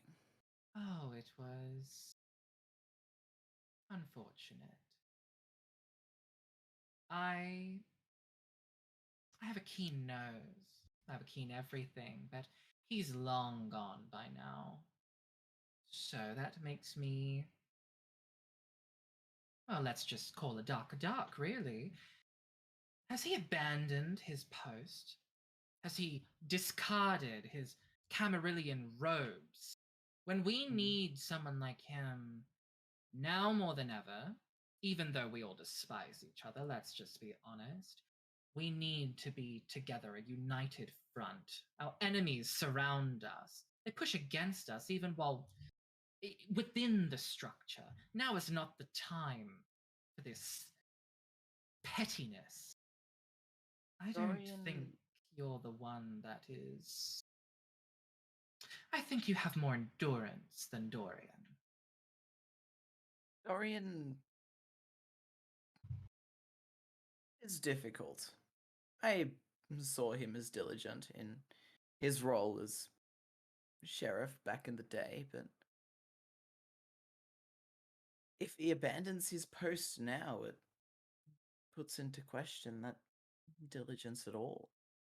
And it It's- was under his protective watch that he failed, in which the Sabbat was able to do what it did, what the Anarchs did. And I find that his leaving of now to be quite auspicious. It is ironic of you to be saying things like that, but again, for the sake of being blunt, we can gloss over that, can't we? No, go on. You don't want to talk about 1790? Elaborate. I know a great many things, dear. I Some assume of you you as would. well. I'm simply referencing the unfortunate demise of our late prince, and how if anyone was there to protect him in his final moments, it could have been you, but I suppose you had more important things to deal with. Well, I would assume that it is the sheriff's job to protect. All of us need to protect the prince, of course. We all failed, yourself included, but Yes. most of all, the sheriff. Though the ones at the palace at the time should have stayed, should they not? I'm going to be bluntest. You've made enemies the entire time that you're here. I am throwing you a lifeline. You need me. All I right? don't think I do. Tell me exactly why I need you.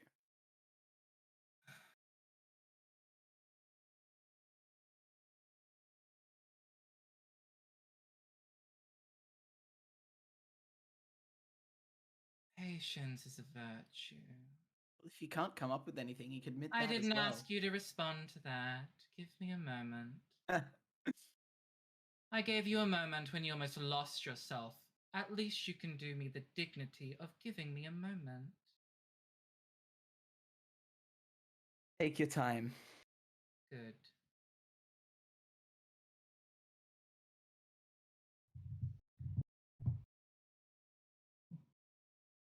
What I have seen tonight from you.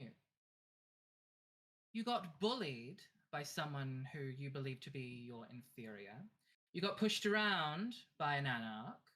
You have failed at almost everything that I saw you try to do. Now, we all have bad nights, myself included. I didn't realize it'd be such a spectacle tonight, but here we are. I want to help you. Press your luck, and you will find that no one will wish to help you. Okay, firstly, Lucretia did not bully me. Lucretia embarrassed themselves by Is that what the court is positively saying? discussing the cult of the Supreme Being.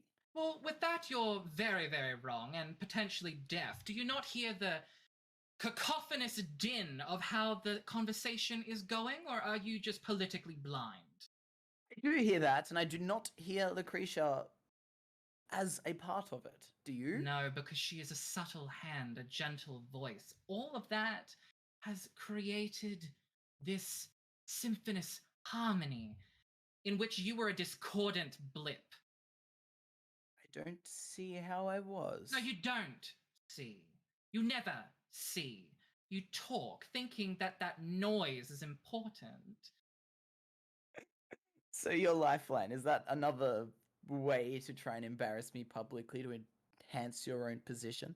Is that all this is to you? Oh, sweet, delicious, succulent thing. I believe that you're pushing your own insecurities on me now. It's quite humorous.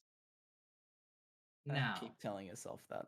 oh, I will, because I speak only the truth. Now, I deal in information. That is what my clan does. But I also deal in a great many other things.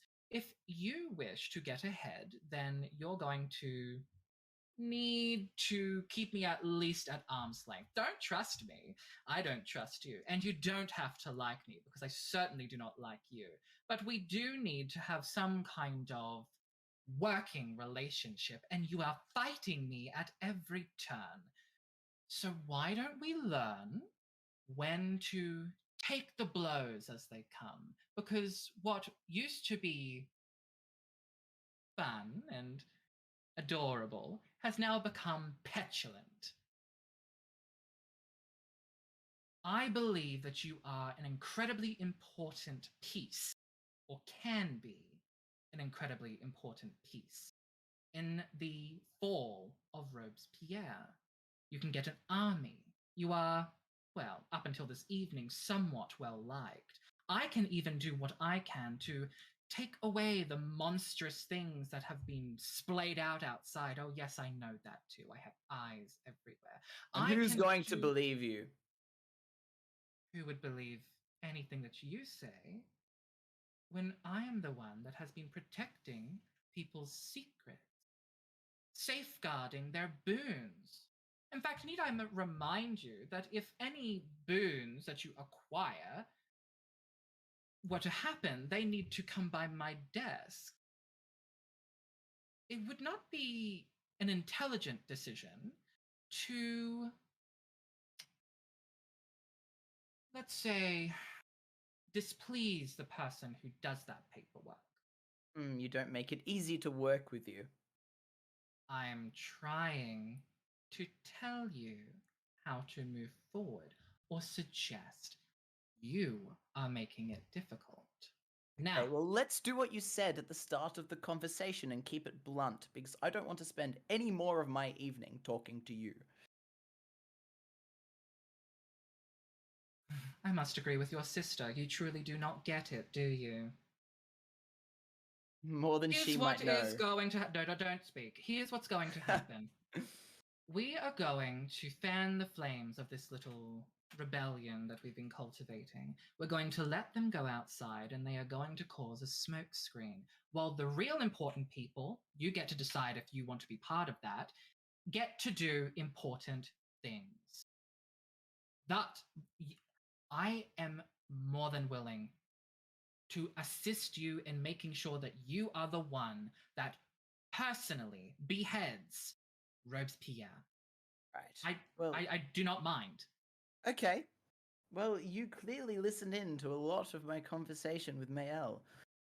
In whatever way you had to do so. I don't really care, to be honest.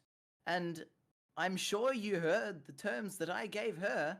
She can come to me and say that, yes, I will provide you the boon that you requested, and then I will help. But until then, you will get nothing She out walks of me. away. She immediately beelines towards Mayal. Indeed. We'll cut the scene there as you make your way towards Mael, who is, I imagine, standing with Lucretia at this time. But before we get to that conversation, I'm going to cut to Remy. What would you like to do here? Remy, distracted though he is just watching the world burn for the moment. Yeah. It's been a big night. been a big night for Remy.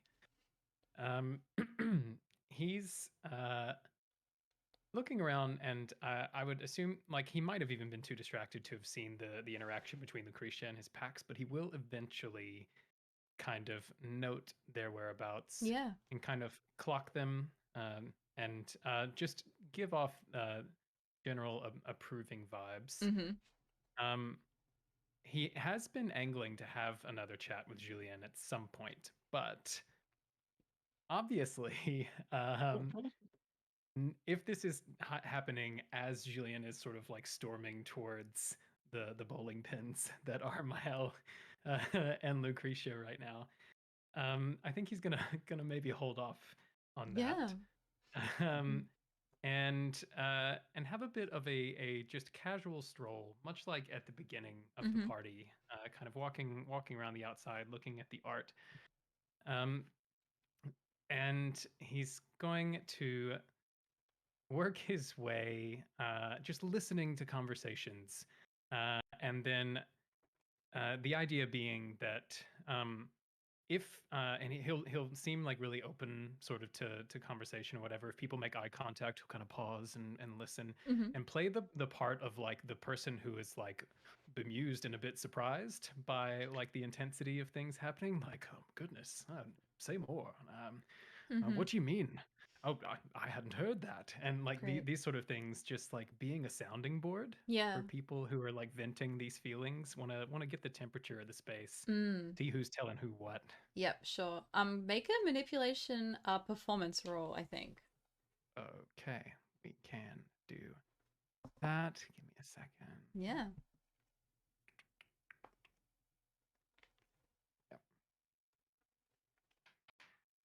You can go and talk to your old subject, Dominique. How's the new personality treating you? And he's like, it's good, it's good. I love my life. And you're like, yes, I remember teaching you that one.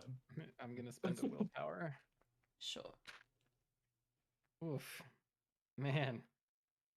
Okay, that is one success and a possible bestial failure. Okay. In this case, it's not a bestial because it's not a complete failure, because you're not rolling against anything in particular.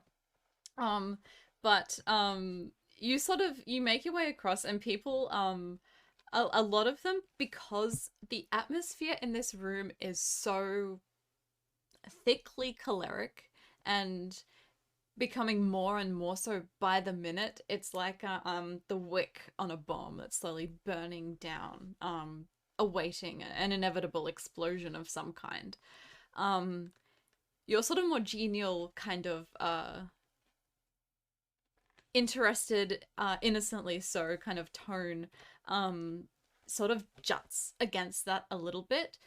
You manage to catch snippets of some conversations by sort of engaging in niceties and standing around in particular circles of discussion, wherein people are starting to talk about, what if we go out there? We could just run amok in these streets. These are really nice streets. Rip down some of those banners that they've held up at those cathedrals, go in there, take everything back. Sort of stuff like this that people are sort of starting to speak about.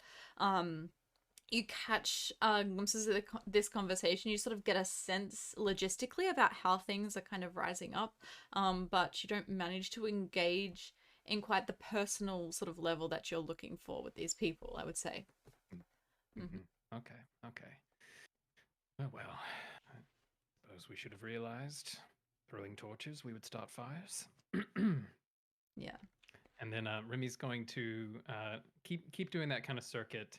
And then I think he's going to look around, note that Dorian is gone, has not come back since their previous discussion.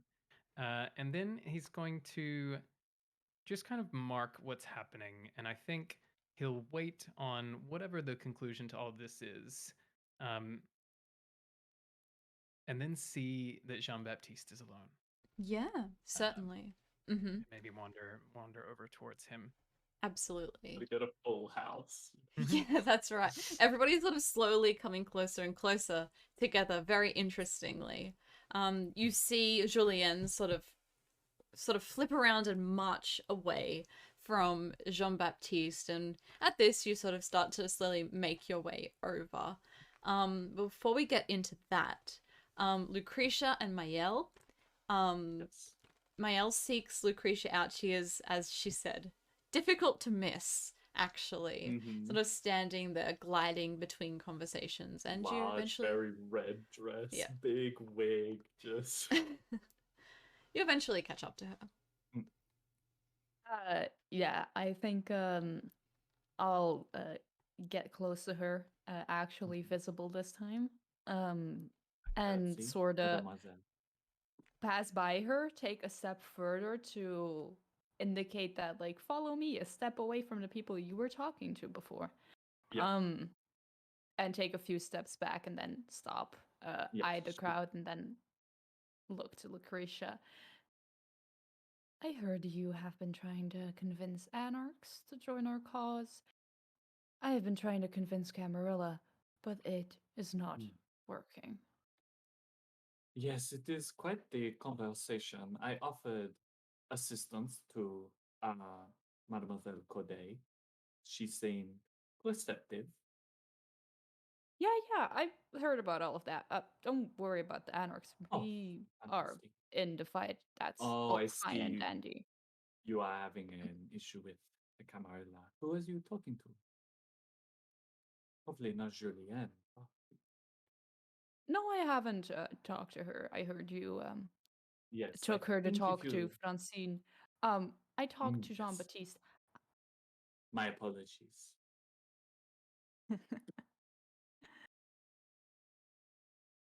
If we Was want him he in this, screaming and crying in the room? Lost control of himself as he lost control of his social standing very quickly.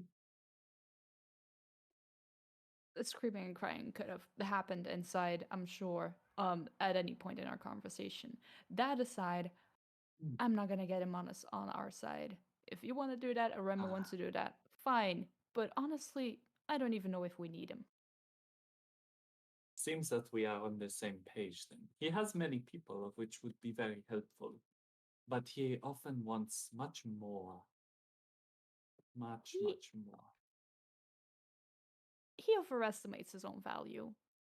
Oh, very much so. We saw those posters and he thinks that he is a celebrity or something, but no, he is just. He was a primogen. He was not even important before. Well, I just thought I would mention it to you since you're of the same sect and you might want to convince him to course. help us out. Thank you for bringing that to me. I will try to engage him again now that he is softened up. It seems that he wants, metaphorically speaking, it seems that he wants the cake, but he doesn't want to show that Oh, he yes. wants it. He Yes, and wants I freedom am. that we're gonna offer him, but he thinks he can do that by somehow being superior in all of this. And fun fact, he's not superior in this. I told him we could be equals. He didn't want it. Seems like his loss. It is, of course, of course. And to use your cake analogy, he wants us to bake the cake, make the cake, give it to him, and it is his cake. Yeah. Uh-huh. Right. So, he will either work along with us, or there are ways that I can make it so that he is not Camarilla if he does not work with us. It's kind of simple. If he doesn't work with us, then he has no place in the new Paris that is to come, right? Exactly. Very much so. I have all of the bits in place. I merely need to pull the threads tight around his neck when the time is right. Right. It's kind of nice to agree once. Yes, it is. Yes, I enjoy it. I miss this very much. Right. It Yeah. is at this And then I point- think oh, go I'll on. look around. I'll look Yeah, around the heightened crowd and see. senses. Yeah. Oh. The awkward pause between Lucretia and Maëlle is alleviated by a very sort of determined looking Julien who marches Yeah. over to the two of you. Mademoiselle Julien, seems you have business. I hope I can help. I think you can, dear. Fantastic. I actually would like to have a conversation with both you and Maya, is it? Hi, yeah, pleasure to meet you. Julia? Julien de Leon. Right. You can call me Go on. Julien. It is. I was going to. Yes, I Thanks. know. I'm trying to make you feel comfortable. It is difficult. Anyway. Carry on. I'm in an Elysium. I appreciate the gesture, but I don't need to be made more comfortable. But you want something to discuss. Yes. I spoke with John Baptiste, and I am aware that I think Maya will like glance at Yeah, Lucretia, there's a like, look, was he there's like mind a- reading? he has some character flaws. I've tried to work with him, to compromise with him. Ah, unfortunate that you made that decision. Well, was in a charitable mood. Mm-hmm. But I thought now is perhaps not the time for charity. Now is the time for action. And so I thought to speak with the two of you. I will be blunt. A reward, well, not a reward, you haven't, a gift. Something I tried to give to your brother before they spat it into my face. But I will be blunt. Thing in between this, I don't think Lucretia ever knew that he was my brother. Yeah. No. I think Oh, is that a secret? It's not known. So you It's say not that, and known. she does another side look, another. Okay. Yeah. Well, I'll This is reel that news back to then. you. Okay. Yeah. She's just beaming that you're like, I've come to give you a gift because he Yeah. fucked up. She's like, yes, I'm doing it. I will Yeah. give you the gift of bluntness then. Mm. We want the same thing. We want Robespierre gone, preferably course. painfully. I'm willing to help, to provide my vast amount of assistance, contacts, finances, information. My clan is able to get into places that no one wants them to get into. I can provide many, many things, and it would benefit everyone. Yes, you are so good at organizing things, even as the Herald, you are able to keep track of so much at once. It is a lot, but I do it because someone must. There is one thing, Oh. a sentimental thing. Uh-huh. I do not ask for power or prestige. I do not ask for you to revere me as some kind of ultimate being. I simply ask that you find a way to allow me safe passage and give me time to say my farewells and mourn one of my children that was lost. They were unwell of the mind. They wrote such vile, heinous things, and it spurred people to do vile, heinous things. I make no excuse for what they did. What they did was abominable. But he was of my clan, and it pains me. It pains me. All I want is to be given the opportunity to go to where they lay now, to pay my respects without needing to worry about who's going to stab my back or my face. Beautiful face. I just want the opportunity to let go. Lucretia will reach for one of your hands just to hold, reassuring. You'll notice that many of her Yeah. nails are gone at this She point. holds it gingerly, understanding her particular clan curse. That is all I want. That is it. It is a simple request, one that can be organized. Definitely. I too have resources, people. It can be organized and your safety assured. Your fellow clansman was influential in all that is happening. And while that person did those things, it does not mean that your grief means less. I try not to allow myself to forget how to mourn, how to grieve. When you get to my age, it can be easy to forget who you are, especially when I look like this.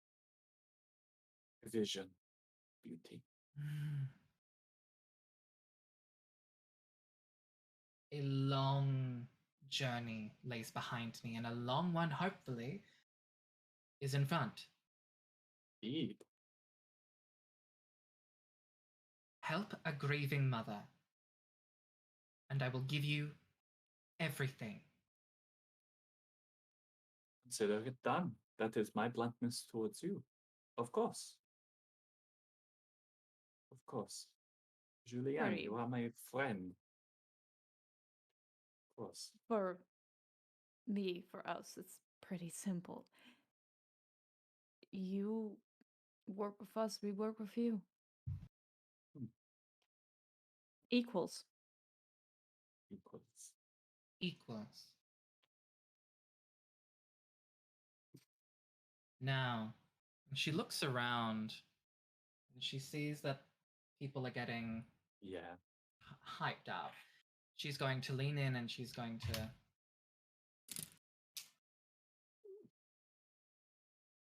here's what I plan. We're going to allow the tensions to rise. We're not going to control it. People are going to spill out onto the streets. A distraction. Those still... I understand, and I had considered that same option, Julian. But there is something that I want to do that will serve the cause and keep bloodshed to a minimum, at least tonight. As we spoke to Francine, we are aware that there is a warehouse that is needed to be claimed for our chances to be better. If the distraction happens tonight, we do not have a guarantee. I need this delayed.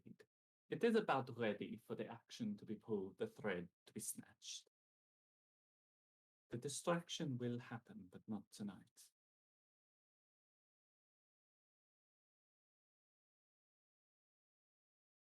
There will be a council with all of the important players. That will occur, but it will not be at the bloodshed of all that we have built tonight. You remind me of the need to be patient and to value life. It can be easy to forget. Australian, of course. And look, if we let all of the present kindred out tonight and cause mayhem, maybe a distraction, but it'll make sure that the word gets to Robespierre that much faster, and we do not want that at the moment. Not yet. Well, then I will see what my eyes and my ears can sense, or those that I own. I lend you my influence, my hidden voice to move things in ways that need to be moved, but remember my condition, my course. small, understandable condition. Yes, and you will have a room here if you need at any time for all of your children. We certainly have the room. Has there been discussion on who gets the privilege of crushing that little man's head like a walnut? As long as it is not a Sabbat.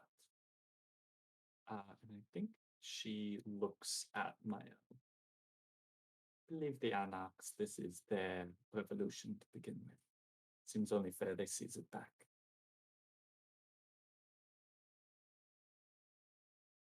We can discuss all of that. Right. We already made great bounds tonight. I Mm. don't need to overstep ourselves. Did you by chance have any business with Mael before I snatch this thread?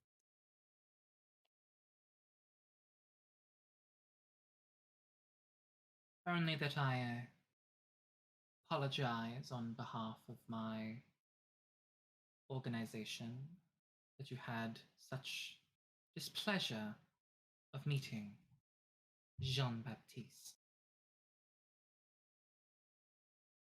That is all. You don't need to apologize for that, and rest assured, we'll work out of it. But as I said to Lucretia, in the end, it's his choice if he wants a place in this new city that we're gonna create or not.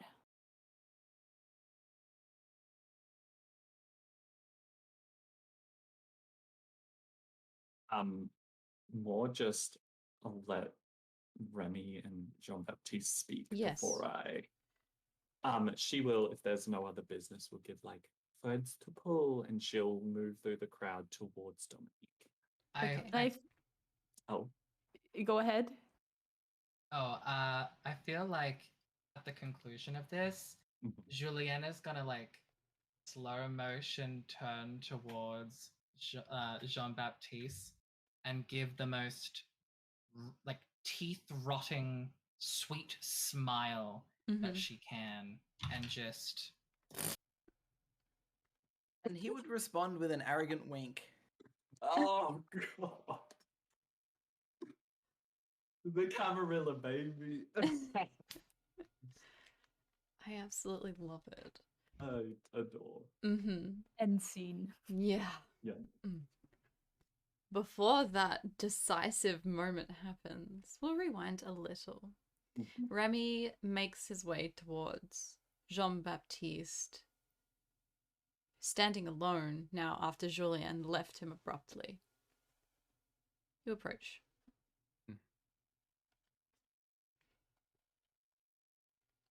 Forgive me for noticing, but quite a show this evening, wouldn't you say? Oh, I suppose that's one word for it. It's been an interesting night.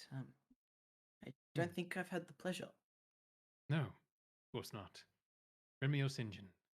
You may call me Remy. Remy.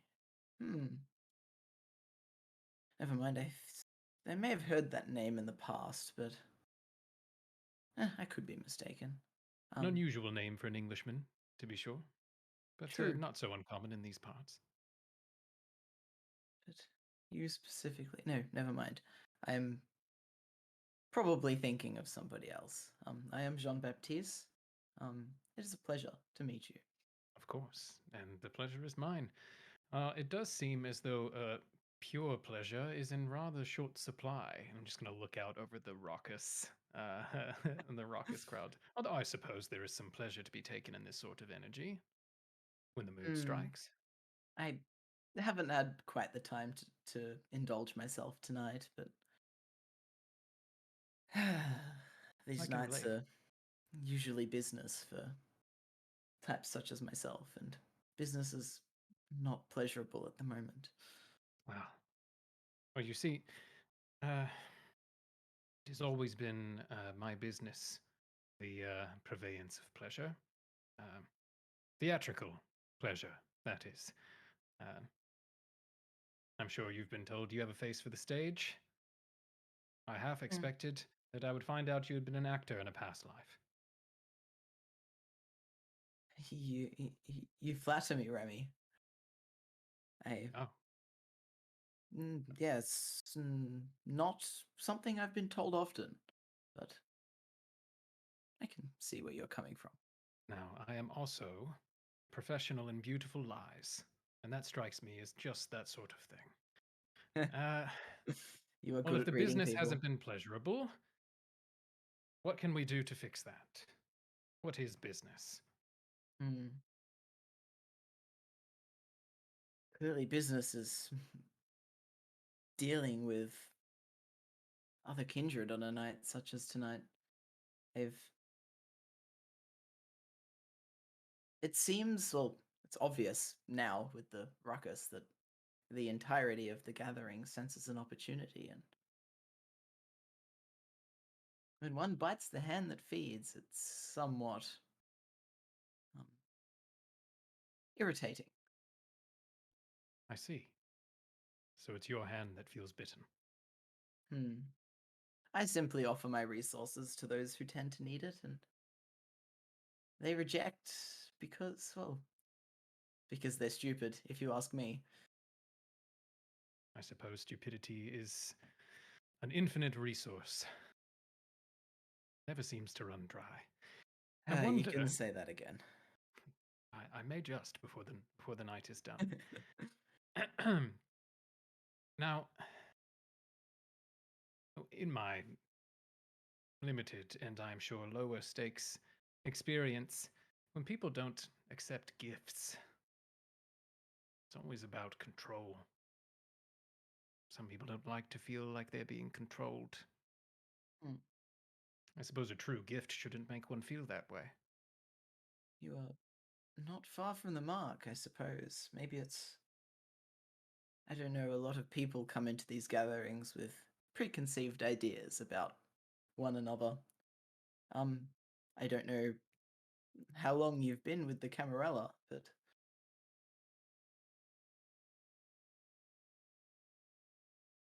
But I suppose you get used to that sort of thing. You see, I became much more content with this sort of business when I made spectacle and life one and the same. Sometimes, of course, you are the audience, sometimes former, sometimes a director, when you are both fortunate and unfortunate enough to be in that position. So I That's- suppose I am condemned to see life that way. Yes, that's very Sabat of you, Remy. I, I've done my time there, and they Is that certainly so? like to perform. Well, look around. We started our conversation by saying tonight was quite the show. I have seen rage, first and foremost, and we sort of look at Julienne storming off and having a conversation over there. I've seen no shortage of righteous indignation and perhaps some self-righteous fury. I'm going to look around at some of the other people who were kind of screaming. But you know, it's all going someplace. There is a third act to this play. Welcome to the Camarilla. Ha! I have felt most welcomed, indeed. Strange. Strange as that may be, I wonder if you are casting roles and how this story ends. What sort of a role do you see for yourself? As I said, you do have leading man energy. Well, at the beginning of the night, I was here to offer away my services, but it's clear that no one wants them, and where there's a product to sell, one must find a market to sell it. We are not all for all markets. Well then, as a great poet once said, sell when you can. It seems I have come to the wrong market. Mayhap. But then again, perhaps not. You see, I'm here in a ostensibly Camarilla Elysium, and I appreciate the, I suppose, presumption that it is because I belong here. Perhaps I do, but not because of my affiliation. You have seen right through me. You said how very Sabbat of you, and that you had done your time, so I hope it is not too much of a confession to point out that my time is not yet finished. But I will say, my time in it now is unlike any time I've had before with it, and I believe that means something. I suppose it does. And it is, if I may point out the irony, ironic to me that the one Sabbat I've spoken to tonight has been the most civil conversation I've had. Ah, well, the honor is mine. And since we are both, no doubt, masters of irony, I'll say that I'm in a buying mood. Perhaps the market you thought closed has one stall remaining in it. So, tell me, if we can presume that so many of us buying and selling this eve are after a similar product, and I think we can be candid and say we are. Yes, that would be true. Hey. What are these wares that you have come to offer? Well, obviously the word of the night is the downfall of the Committee of Public Safety and Speaking of irony, the removal of Maximilian Robespierre, and well, I came to offer an army to assist in such a plight. An army? An entire army, I know, it's insane. A moment. You mentioned that you had something to offer that had been refused twice, and I thought surely it must be something flash but no substance. Surely it must be something easy to do without during something as trivial as, I don't know, a revolution. And you mean to tell me that you have been refused at least twice? Yes, and you well, are offering an army? It all comes back to the old Camarilla notion of if you don't like somebody, don't do business with them. Well, then how does the Camarilla ever do business with itself?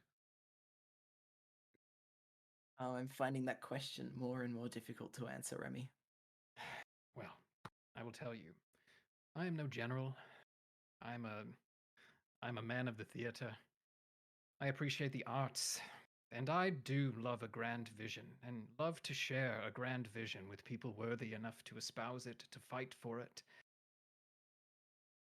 But I believe I know many would be happy to accept what you are offering. And I'm quite confident that if I speak for you to them, there will be ample use found. But I, of course, presume that such a great offering doesn't come cheap. So let's be candid. I know that, well, cheap is. I simply require a major boon. Hmm. Hmm. Funny thing, the Camarilla and their boons. It is, isn't it? So private.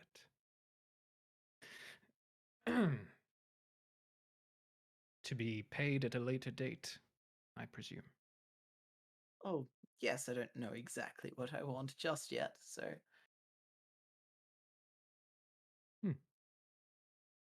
How delightfully suspenseful. You know, good stagecraft. You always find out at the opportune moment. And it's going to give you everything you want. And the only thing it's going to cost you is everything you have. Luckily, as I said, what I have is not so much. So, I hope it's not too humble an offering to weigh my major boon against your army. But if you accept, then I am content to list your name with the interested parties, count you among our cause. I do appreciate the lack of hostility you have shown me. Before I accept, I will simply ask you one more question, because you seem, in comparison to everybody else here tonight, somewhat without bias and somewhat down to earth, let's say. How very kind. And if it is only one question, I am sure it is of the highest quality. Assuming Robespierre and the Committee of Public Safety disappear over the coming nights, I see it as inevitable that some form of a civil war will break out. The National Convention will want to seize power for themselves. The Sans-Culottes will want to force their own presence back into the equation, and the Camarilla will naturally want to reinstate the Bourbon monarchy. Who wins, in your humble opinion? I am flattered that you would consider it. These sorts of questions.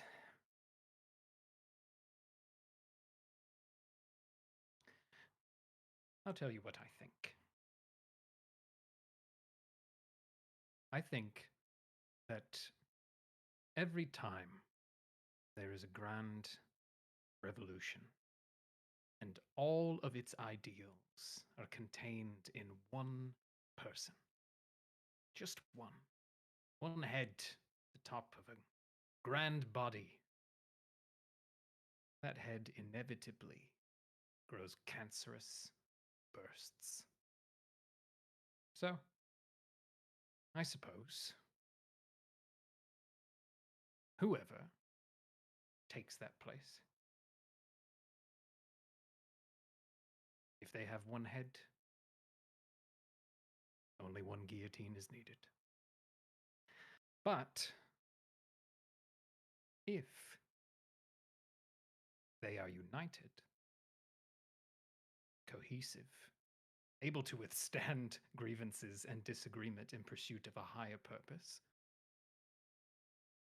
then there is no guillotine in France or Europe that can behead such a beast.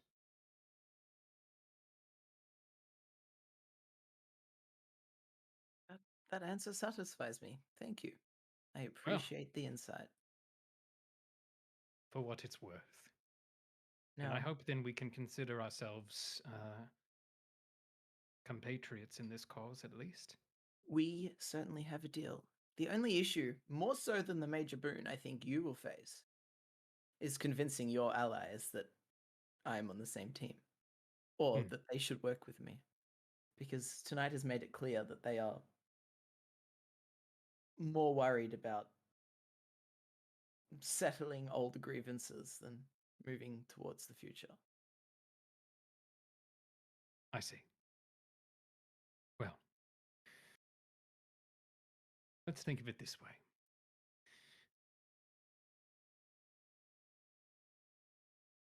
The result is what counts. Yes?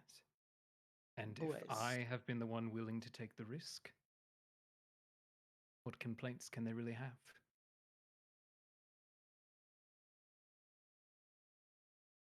You certainly are of the theatre, Remy. You have a way with words. Ah, Yeah. I do appreciate it. But we are at a time for the actions that follow them. So, words and an army, I trust a little more. It seems like we're on the same page then. And Jean-Baptiste will reach out to shake Remy's hand. He'll accept it. Absolutely. And you seal this deal with the shake of the hand. Now, before we end the session this evening, Lucretia, you wanted to speak with Dominique, who you find very quickly in amongst the crowds. Yeah. I kind of move along with him, separate him from the crowd. Everyone is pretty heated, and she's like, "It seems the time is now, my love." We'll head up onto one of the balconies. Yes. And for my understanding, before this all happens, we're in like the private Elysium bit where everyone here knows what vampires are Yeah. and what the set is. Mm-hmm. So I'm not Indeed. about to just violently breach No, the masquerade. You're not. Cool.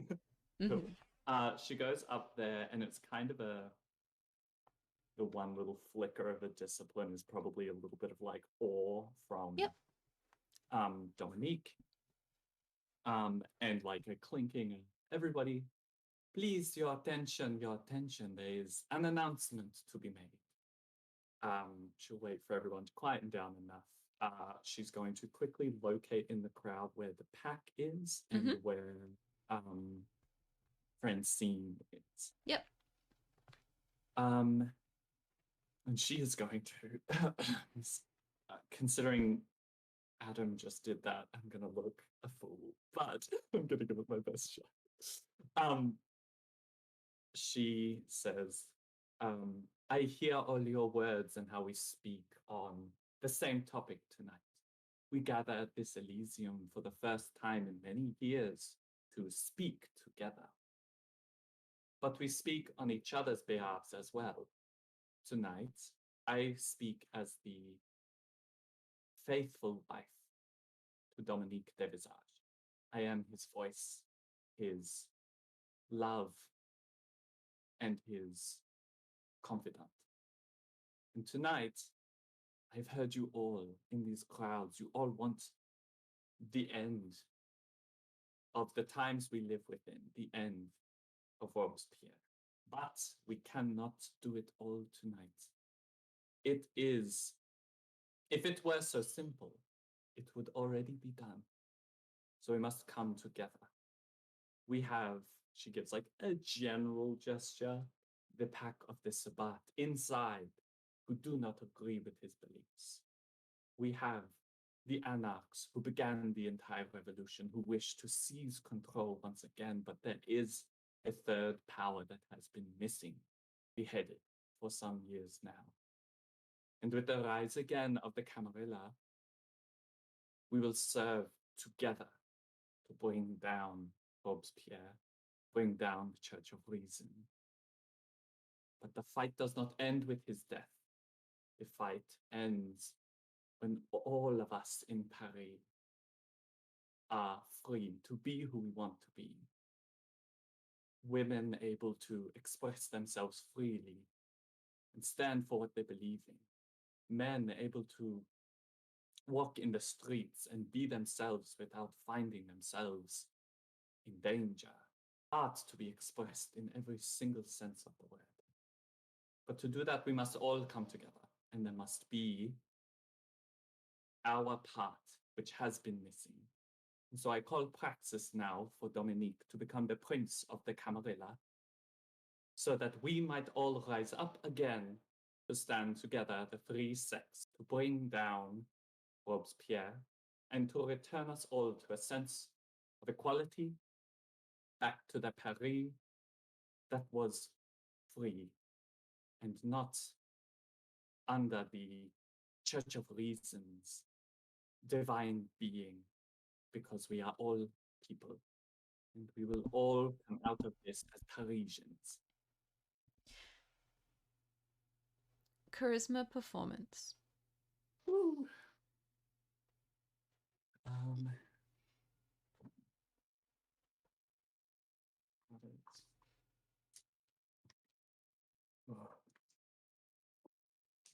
think just to fill this little silence, all previous happiness with agreeing with Lucretia is kind of vanishing on Mael's face right now as she is scowling at some things that she just said. Not necessarily the prince thing, perhaps, but Yeah. I'm gonna rouse just to make sure that this is good.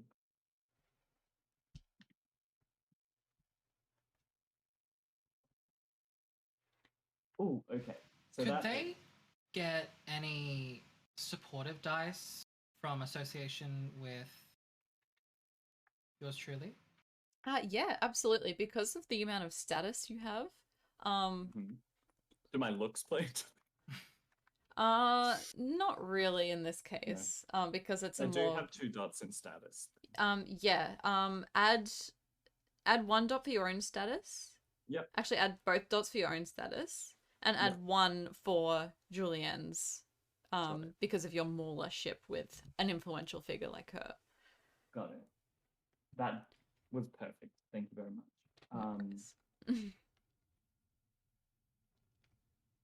Jean-Baptiste is like...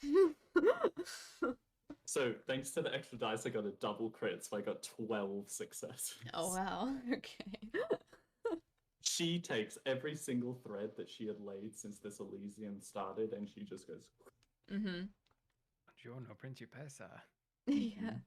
Pulls all of these people in the room metaphorically up towards her, as though they're floating over the chamber, sort of on an eye level with you, listening to every word. There are some people among the group here who shudder at the implications of what you said, some of them among us here tonight. But the room, overwhelmingly, there isn't that much cheering or noise. What you've said has mellowed their revolutionary fervor to a sort of a kind of hot hum of heat that will be unleashed at the perfect time. There's this sort of silent reverence towards... A lot of them are looking, nodding at Dominique, murmuring toward each other, nodding in approval, such like this. She will use that as its warm to strike and give it shape, and she says, it is the fervor that you held just now that caused all of this loss, that has created this time of terror. It is an organized Parisian togetherness that will save us. In the nights to come, you will get a notice of when it is time to move, and that is when, in a single fell swoop, our city will be returned to us. Just to give them like a get ready for there to be a signal at some point, and get ready to go. Get your things organized. Great. Yeah. Beck. Yes. I'm assuming Jean-Baptiste notices how positively the court takes the declaration of praxis.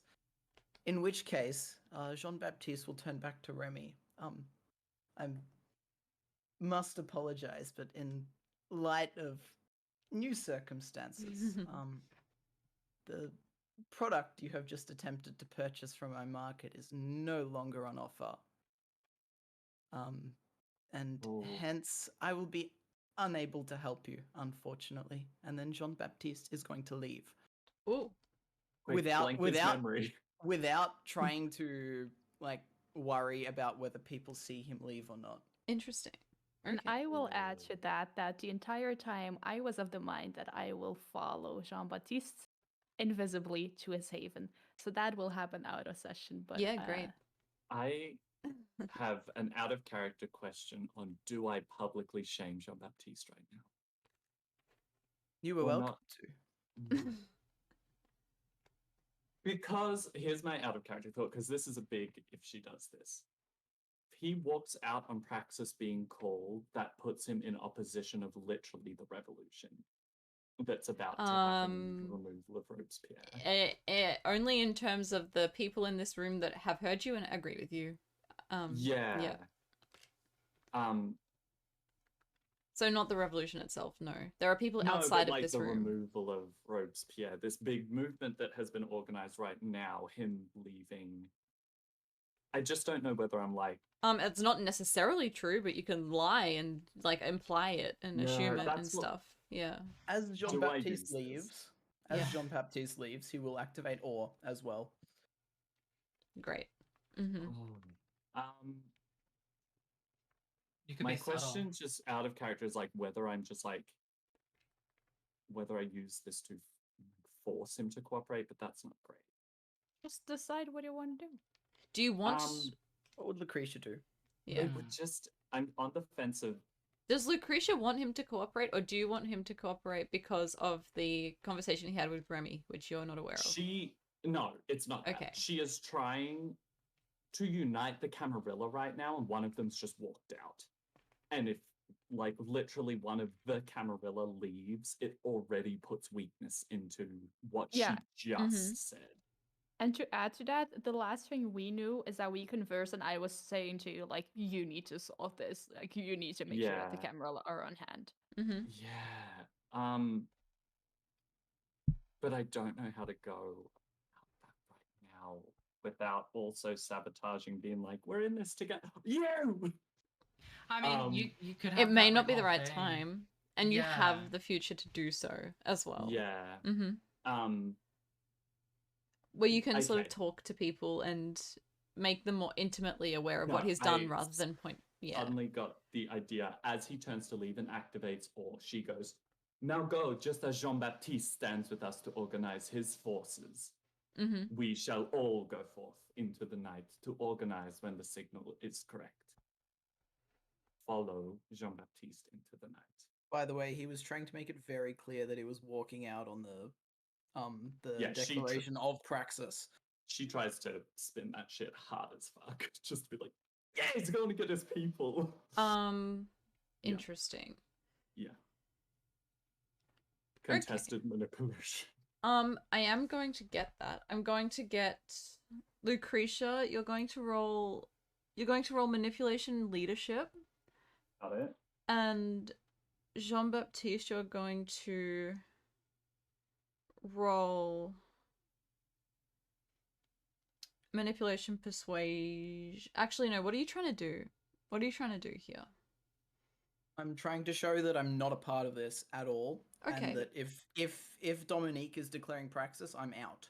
Okay, cool. I'm trying to spin it the other way. Yeah, I'm going to get you to roll. I think it's definitely going to be manipulation, to try and get people to sort of, come, or just, pay attention to the message you're trying to send, in this moment. Etiquette would make sense? Yes, I think so. That's where I was leaning. Either that or Yep. intimidation, but I think etiquette makes more sense because you're going like the all route. Yeah. And Personal like, status? does my Yeah, Camarilla specialty help with that? Yes, definitely. Do I get my status dots still? Yeah. Yeah. Yeah. Do I get my 2 dots in status and do my 3 dots in Camarilla allies help me with this? Yeah. Add all So of the all- dots. all- Yep. All 5? Yeah, all Okay. 5. Mm-hmm. Jesus I was like, fucking. you're dumping gallon buckets of dice. And does presence help me? If you have all activated, you I can do. add it. Yeah. Mm-hmm. No! I'm also going to rouse. Okay. If not now, when? Ugh. So that makes sense. This is the most. You gotta Tom's rouse. like really compensating for his lack of luck by just rolling. We also have willpower.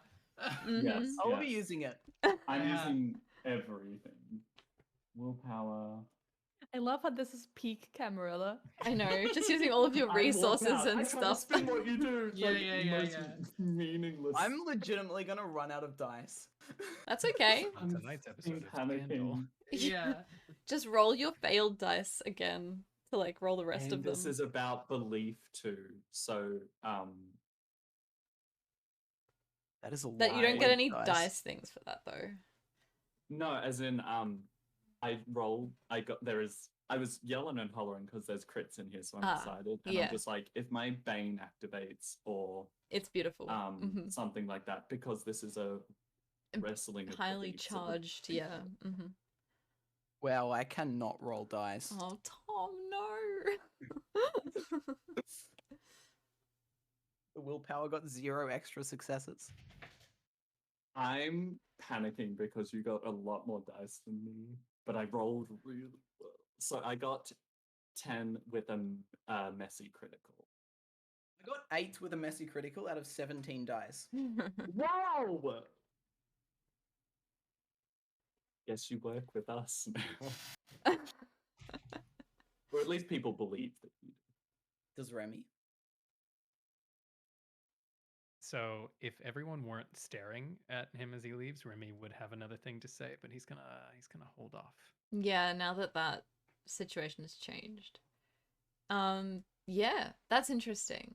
Everybody does think that you're still with them as you walk out, Jean-Baptiste. Maëlle, you vanish with a rouse check and follow behind him. The people look to you, Lucretia. Remy, you, after quite a civil conversation where deals were made, were just blown off the tip of a hat. Maybe this is why people don't like this guy. It's a matter of time.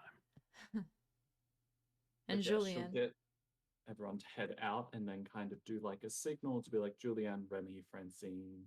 Maëlle vanishes, so she's like, oh fuck. Oh, is she in the crowd somewhere? Shit. But she'll be like, you guys stick around, everybody else. Gather your things. Thank you for coming to Elysium. You've all been lovely. And Julien contemplates as things slot into their particular places. It is at this moment where we will end session for this evening at the conclusion of this Elysium saga. Thank you everybody so much for coming to watch. Session was so much fun. I'm Beck. I've been storyteller for this lovely, lovely chronicle with these lovely, lovely players and our lovely guests as well. Before we head off, let's all introduce each other once more. Let us know where you are, where we can find you, what you're up to, what you're doing, all of the above. Hi, thanks everyone. I'm Adam. I've been playing Remy. You're hungry, wheelin' and dealin' Sabat Malkavian. If you want to see more stuff I do, you can find the Shakespeare-inspired D&D campaign I run with a bunch of great improvisers called Bardic Inspiration. Info is below. Thanks. I'm Jack. I have been playing Madame la Comtesse de Visage, the Camarilla Toreador. I can be found at Dr. Radiance on things, and keep your eye out for some of the incredibly sexy promo pictures coming out about the Australian VTM game that's happening. I don't know what it's called these days, but Yeah. We look really good. You do indeed. Hi everyone, I'm Syrinx. I have been playing Maëlle Cadieux, the equal but really not so equal big sister anarch gangrel of the group. And you can find me on Twitter and Instagram as Syrinx. Hi everyone, I'm Bunny and I played Julianne de Leon, the Herald Nosferatu. You can find me on Twitch at satanic__bunny because I'm special, and on Twitter at satanicbunny2. I cover Blood Hunt and pretty much anything VTM, and I have some Blood Hunt Battle Pass giveaways coming out soon, so stick around for that. I am Tom. I have been playing the ex-Gangrel Primogen, Jean-Baptiste Hallier. I've had a lovely time playing with all of these people. It's been fantastic, despite what it may look like, funnily enough. But you can find me on Twitch at Platman22, where I don't really stream at all, but feel free to give me free clout. I'm okay with that. Yeah, thank you everybody so much again for coming to spend time with us and watch us. I really appreciate it. And we will be back next week for more of this unraveling revolutionary story. Thank you everybody so much, and take care.